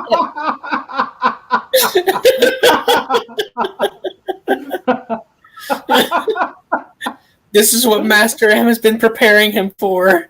Yeah, this is the great destiny. You have a great destiny about you, Jon Snow. Reach the hole. He reached the hole, falling That is through. what I groomed you for. God damn. Okay, no. Serious. I must be serious. Serious Zero. Falling through, he noticed the cave he was in as he landed with a huff on his arse. He just sat there for a moment and looked in awe. Oh, sad. Walls lined with the same odd-looking ice he'd seen on the way down, and his assumptions about the stuff seemed true. It did emit some sort of light. He thought it was safe. Okay, he thought it was safe to say this wasn't that. Thank you, finally. Finally! But something more precious and beautiful. Oh, yeah, okay. I was hoping he'd. Wait, no, this isn't the cave he'd seen before. We had a different picture last time. Yeah. I think we're being pranked here. It's a different image. That's the problem with using images. I like this image. Don't get me wrong. I like this image. I'm gonna open the image in a new tab and come back to it later. It hit him like a hammer when he realized he'd seen this before. He'd seen this exact cave in his dreams. It's real, he said, completely baffled. Wait. If this was real, then how much of the rest of his dream was real? Yes, I know. The voice you heard in your dream was real. We get it. Boris, there's only one way to find out, he said to himself as he got to his feet and carried on forward. He touched one of the gems on the wall as he passed by it, and accidentally cut the palm of his hand on its sharp edge. Ah, yes, blood magic. How Most dumb likely. is he? It was like somebody had reached into his chest and squeezed his lung as tight as they could. He tore his hand away as quick as he could and tried to suck in all the air in the room to soothe his burning lungs. Oh, he's good at sucking, I know that. What the F was that? He exclaimed in between gulps of air. Look for me. He heard that voice from his dreams, talking to him through his mind. It was real. It was all real. His head hurt. It felt like a large rock on his shoulders, waiting to collapse and let the darkness take him. He likes saying this. He started closing his eyes to ease the pressure. No, look for me, friend. Or rather, look for me, friend. There it was again, jolting his eyes and mind open. He needed to carry on, even if it was just to ease the pressure on his body and soul. A pressure that made him feel like a weapon ready to explode. An explosion he wanted. No. Why does he word things like this?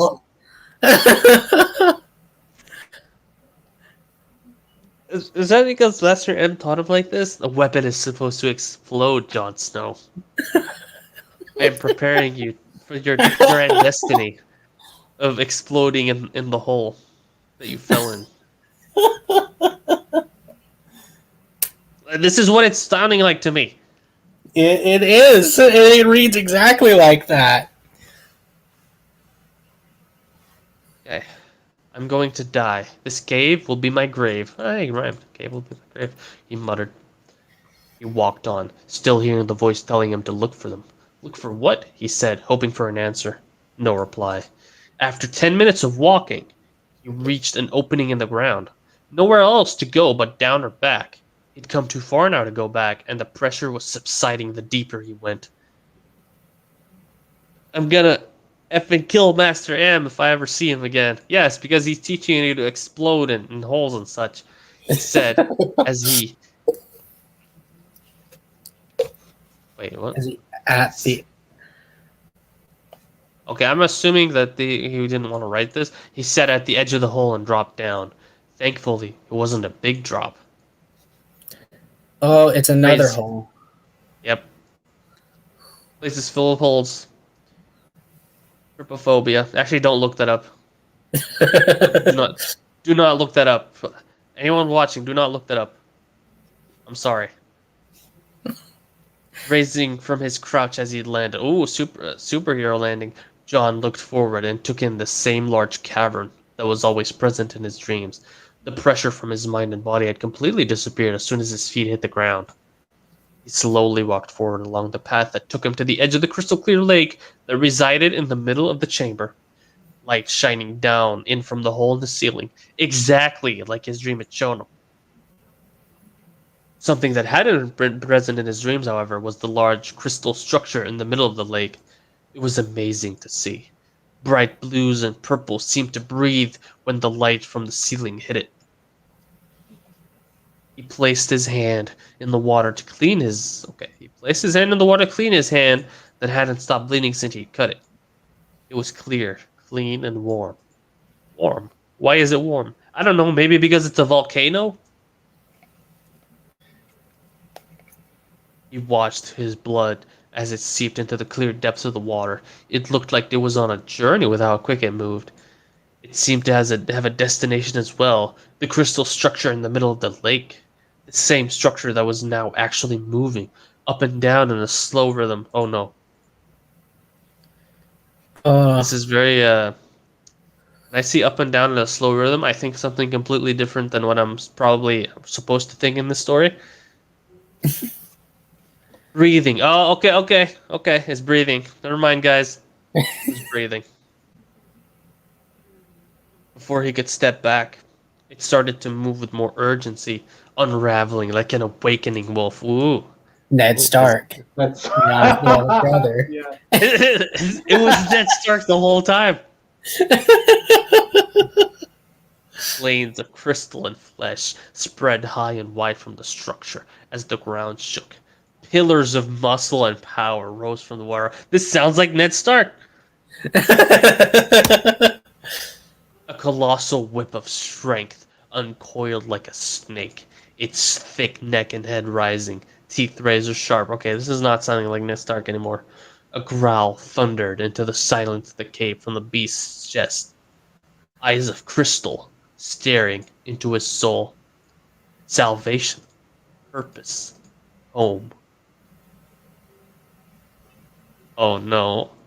Oh no, this is the dragon? Yeah. Yes. Oh no. Oh my god. Just give me it. I didn't think I even laughed at this. This is painful. This is John's dragon. This will have to be the stream's thumbnail. This needs to be the stream's thumbnail. Actually, I need to see if I can actually use this thing as a thumbnail.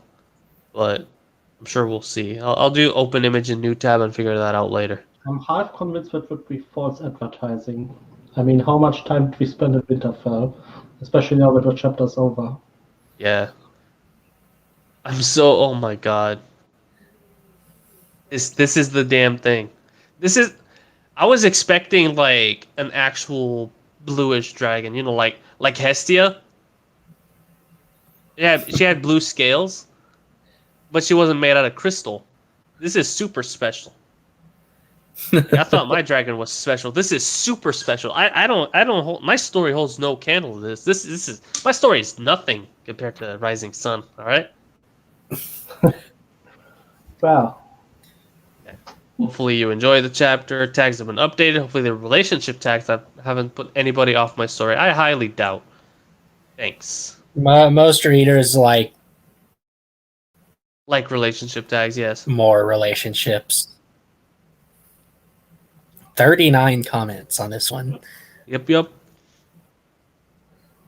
Can't wait to see more, friend. I'm glad you deleted your account.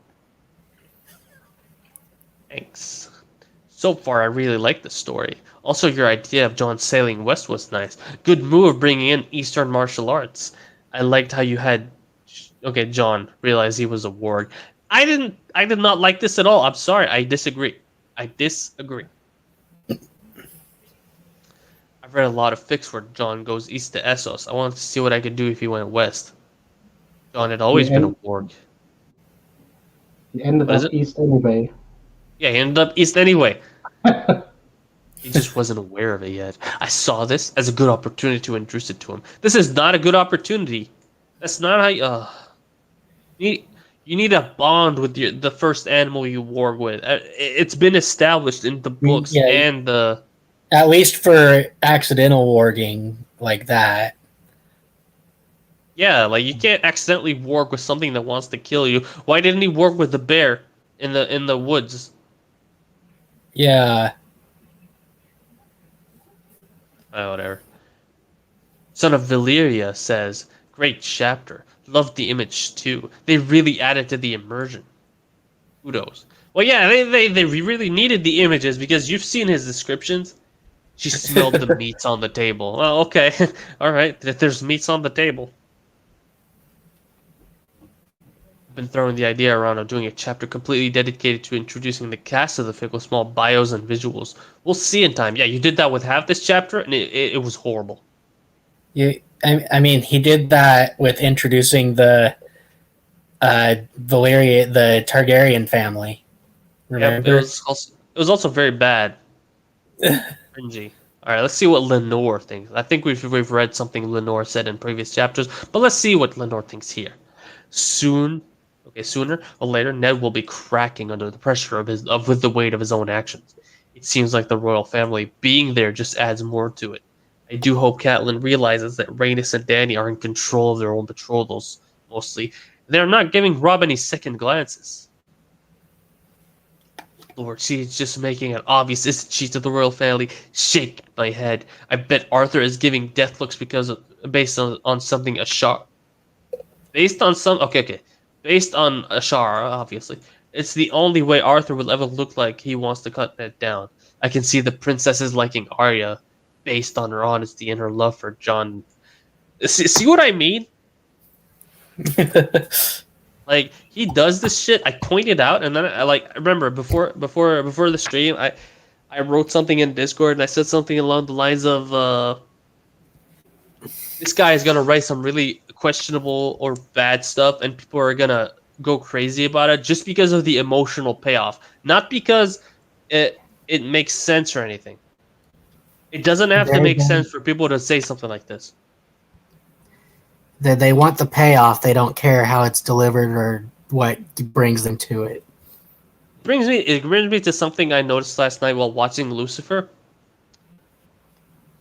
Ryle didn't watch us with us, but there was a point where, like, spoiler alert, Lucifer, no, not Lucifer himself, but Detective Douche doesn't actually explain what happened to Decker. Yeah. At least about the breakup. I'm not saying explain that the dude shot the guy and etc.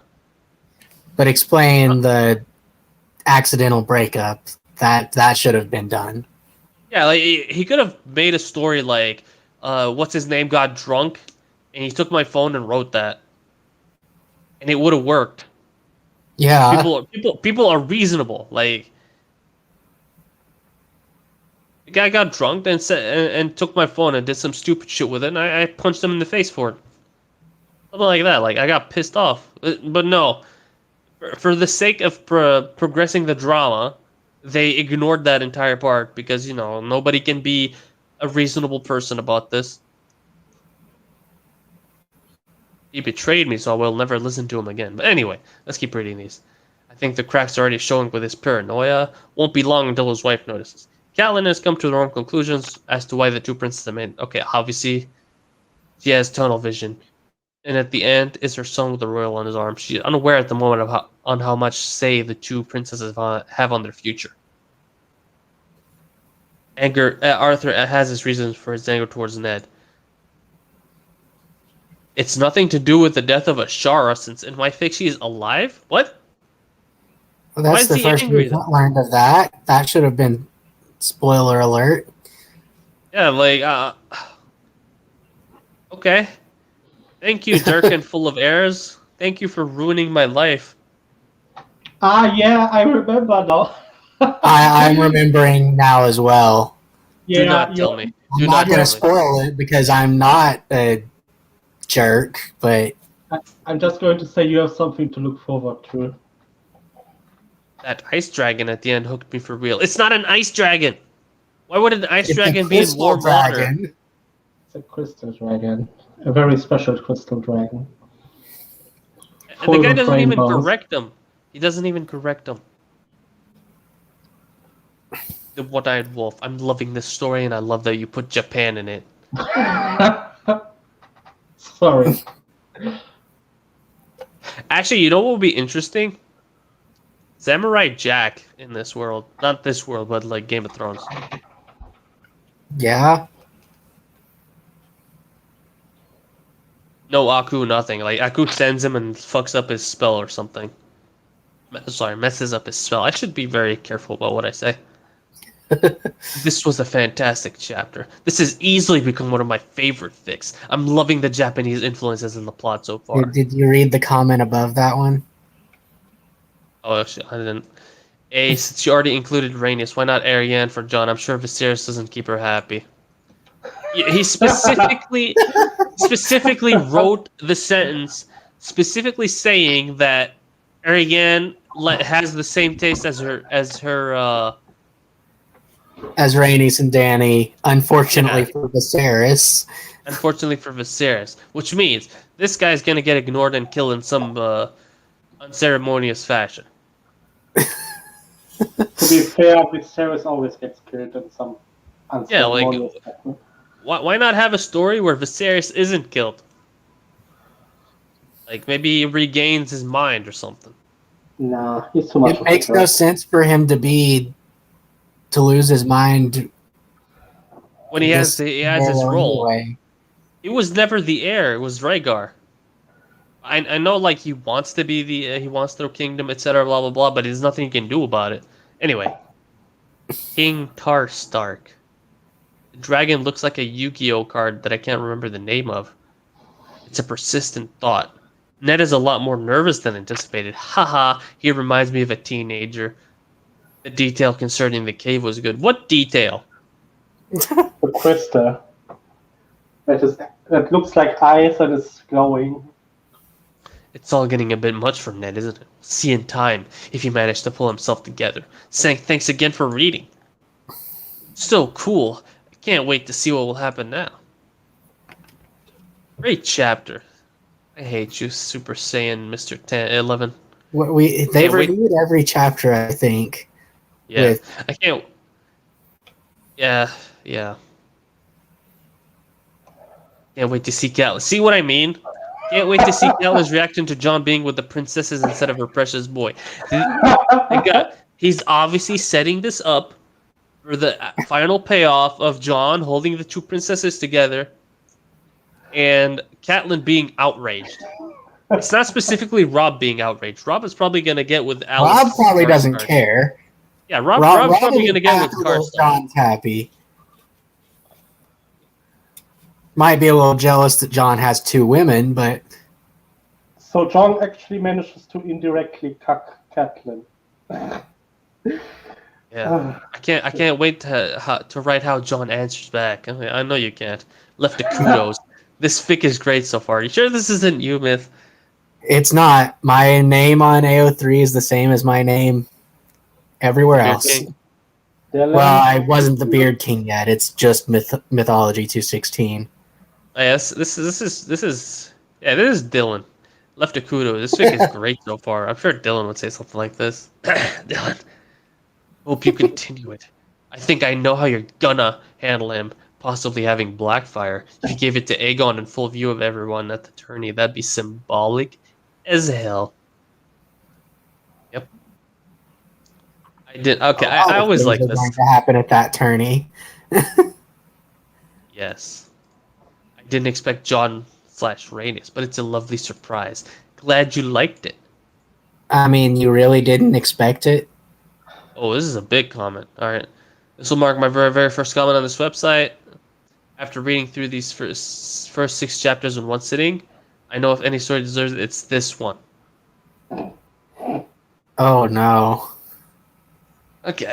Normally, I try to avoid fanfictions that are too AU. By the way, for those who don't know who are watching this and have no idea about fanfiction terminology, AU means alternate universe or alternative universe, whatever. Technically, every fanfiction is an AU. Theoretically, isn't all fanfiction AU? The AU implies that what happened before the start of the fanfiction is alternate. Ah. Like, if you said... I mean, I've always taken it straight up literally. There is a very slight difference. Yeah, I get what you mean. Okay. Yeah. Like, a divergence instead of... if you're writing a story, like... the Draco story that I'm writing, that's not an AU, that's just a divergence. Yeah. But if you look at, I don't know, Elemental Trinity, that's an obvious AU, because Lightning Why Dragon Roar is also obviously an AU. AU. Yeah. Okay. Thank Anyway. you for explaining it to us. You are welcome, for it is my duty. I am Zero, everyone's hero. I had to sneak that in somewhere. Anyway. I was waiting try to- for it. I try to avoid fan fictions that are too AU or straight too far from canon. But at least he wrote canon, right? But this one has left me thoroughly hooked. Sailing west into uncharted territory is an interesting premise, like Vikings of old when they sailed the sea and discovered England. I'm not crazy about Japanese culture, but hey, to each their own. And it adds an interesting new flavor to the Game of Thrones universe. And as for Jon, I know it's terribly out of character in many regards, but that's sort of the point for fan fictions, isn't it? I'm sorry, no. He just said he doesn't like AU, and now The point in fan fictions, sure, you can get characters to act out of character, but the way you do it is that you build it up so that it's within their character progression that you introduce in the story. So within the story, the fan fiction you're writing, they're not out of character. But if you compare it to their original counterparts, yes, out of character. But you have to build up to it. But yes. Indeed.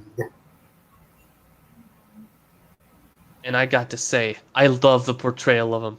The banter and sassy attitude in particular, while still not abandoning his tendency to brood. His relationship with Garion is great.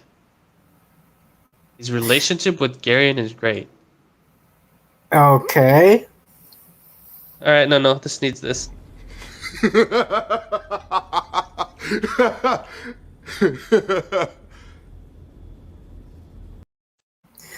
Yeah, that was very fitting. I don't think I've ever read a fanfiction that's made me genuinely laugh until now. Oh, fuck. I should have waited it to tell does you have this. that point. I mean, yes. Master M, yeah. Master M. I'm going to hell. I can't wait for the next chapter. I wonder what else will change. Will John still die and be resurrected at some point? The anticipation is killing me. By the way, I noticed the resolution for the image of the crystal dragon was really low, so I found a higher resolution one for you to use if it interests you. Here's the Imgur link. Oh, he did use the link, because that's I clicked open image and found the exact same. I wonder what the original image was. Probably the same, but looks more like a hentai. Pixelation. Oh, it's like these really warm the cockles of my heart. Thank you. What? That? Okay. Alright. You will explain this to me. It's him trying to sound fancy. Let's say ended up sounding stupid. Glad you're enjoying the fic and comments like this try to light it extra more, so thank you again. I will update the picture next time I upload. Okay. I must say that the parents does. Also, I heard that. Good story, and please, next chapter, thanks. Master M makes me want to reread Vagabond. I don't know what that is. Me You guys know neither. what that is? No Alright, idea. Vagabond book. Novel. Grail Quest by Bernard Cornwell. I have no clue. I'll just type Master M. He's the author of The Last Kingdom. Oh, Vagabond manga. It's a manga with Musashi Miyamoto, who's a Japanese swordsman. Ah, Oh, It's an epic martial arts manga series written. Anyway. Back to the Rising Sun comments. Not too sure about the crystal dragon though, seems kind of weird to me. I feel like a relatively normal dragon would be better. He could still have the same skin color, size and all that, but I think the crystals are a bit too much to be honest. yeah. I agree with Lord Damon. Oh, a crystal dragon makes no sense. Perhaps give John the cannibal as he personifies him. Well, low to anger, but vengeful in his wrath. What? hey, Daemon Targaryen disapproved of a crystal dragon. Yeah, I know. It's amazing. He disapproves of something. But what is he? Cannibal? It's one of the really ancient dragons in Song Yeah. of Ice and Fire that is theoretically still alive somewhere. Oh, So they probably. make dragons. Swear to God. Oh my God! I can't wait to read more and more. Yep. I can wait. I can wait an entire week. I wouldn't call this crack quite yet. John is obviously going to be OP, but those kind of stories can be fun as hell if done right. I can't wait to see where it goes. Keep up the good work. Going to? Wouldn't call it crack yet. I mean, I think we're already there. We're already at crack. He's already OP. He defeated 3 guards at the same time. Defeated a bear. In Right the away. same game. Is apparently the only hope for this Japanese village to survive. Yeah, like he can throw a fully armored Ironborn over the rails. Ironborn.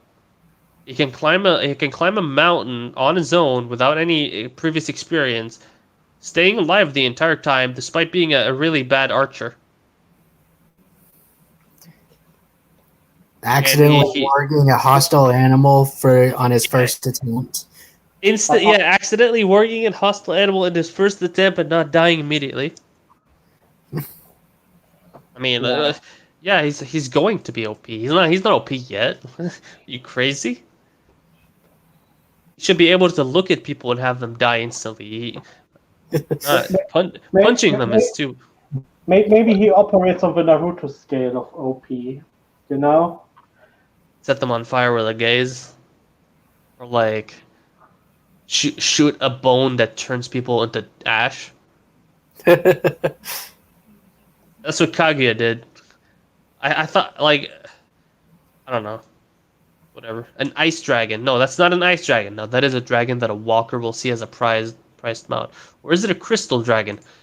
The fact that you have to ask this question tells me of your intelligence level. Obviously a crystal dragon. All right, we got more comments here. King Zod. Is it? Okay, I won't deny that I am split with this story. One moment I don't like it, but then there is something that keeps me going.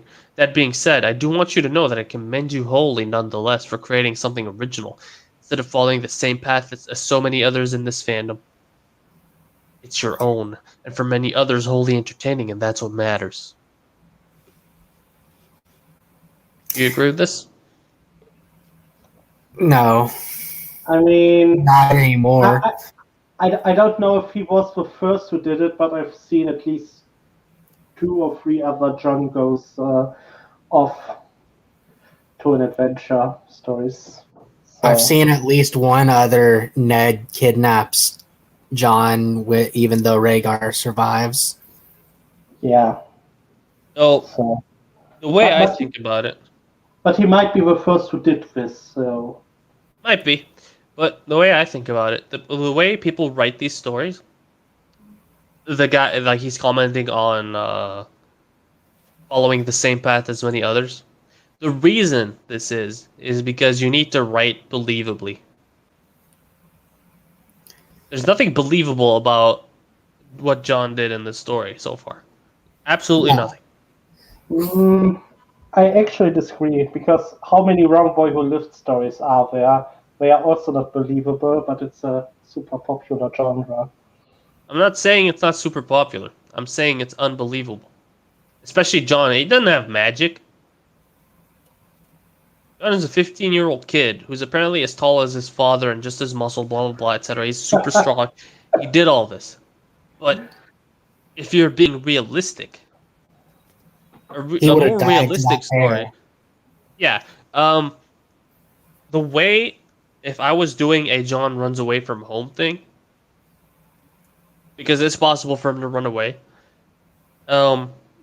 my take would be that he would, obviously he's not able to kill a bear or whatever, do all that, and beat 3 guards at the same time. But I would say he's pretty good with the sword. Which is dedicated himself. Yeah, which is canon. He's pretty good. He's not trash. He can defeat, I wouldn't say almost anyone, but he can defeat most people probably about, I don't know, 5 to 10 years older than him who've been practicing. And that's just the beginning of the series. Yeah, that's just the beginning of the series.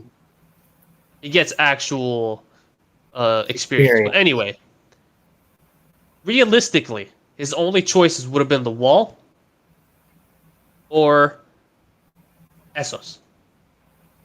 Because, I mean, I guess a Maester... there is one where he becomes a Maester. I don't know if you've read it, Maester Wolf. Maester. I've heard about it, and it's down. I have it downloaded, but I haven't actually read it yet. I liked it. Yeah, I skipped a bit through it, but... I didn't care for the writing style, to be honest. It was a bit.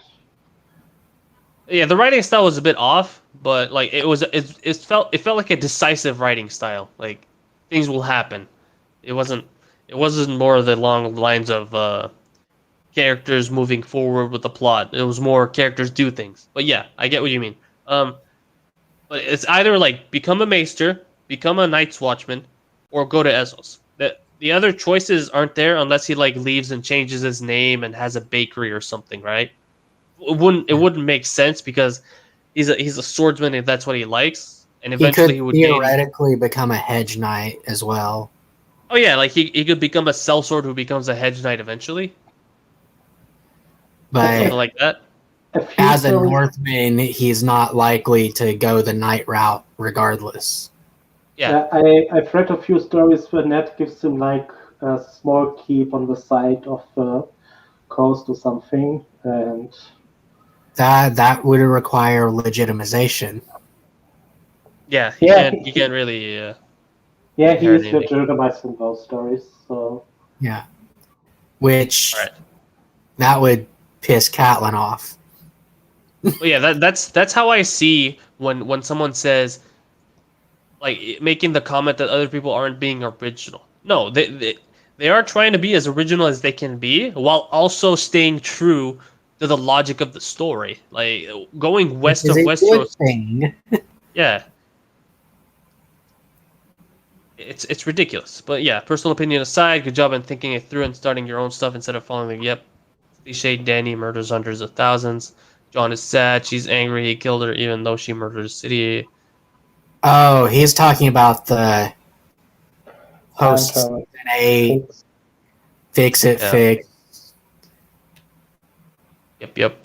Anyway, even if you don't particularly like it, good job, stick with it. I'm gonna keep reading because there are parts I totally enjoy, okay? Moist dream. I hate that word. I also like that word sometimes. Depends on my mood. Anyway, I really enjoy your story, and though Jon, Ned, and other characters being so out of character does bother me, you acknowledge that that is so. So it is easier for me to forgive.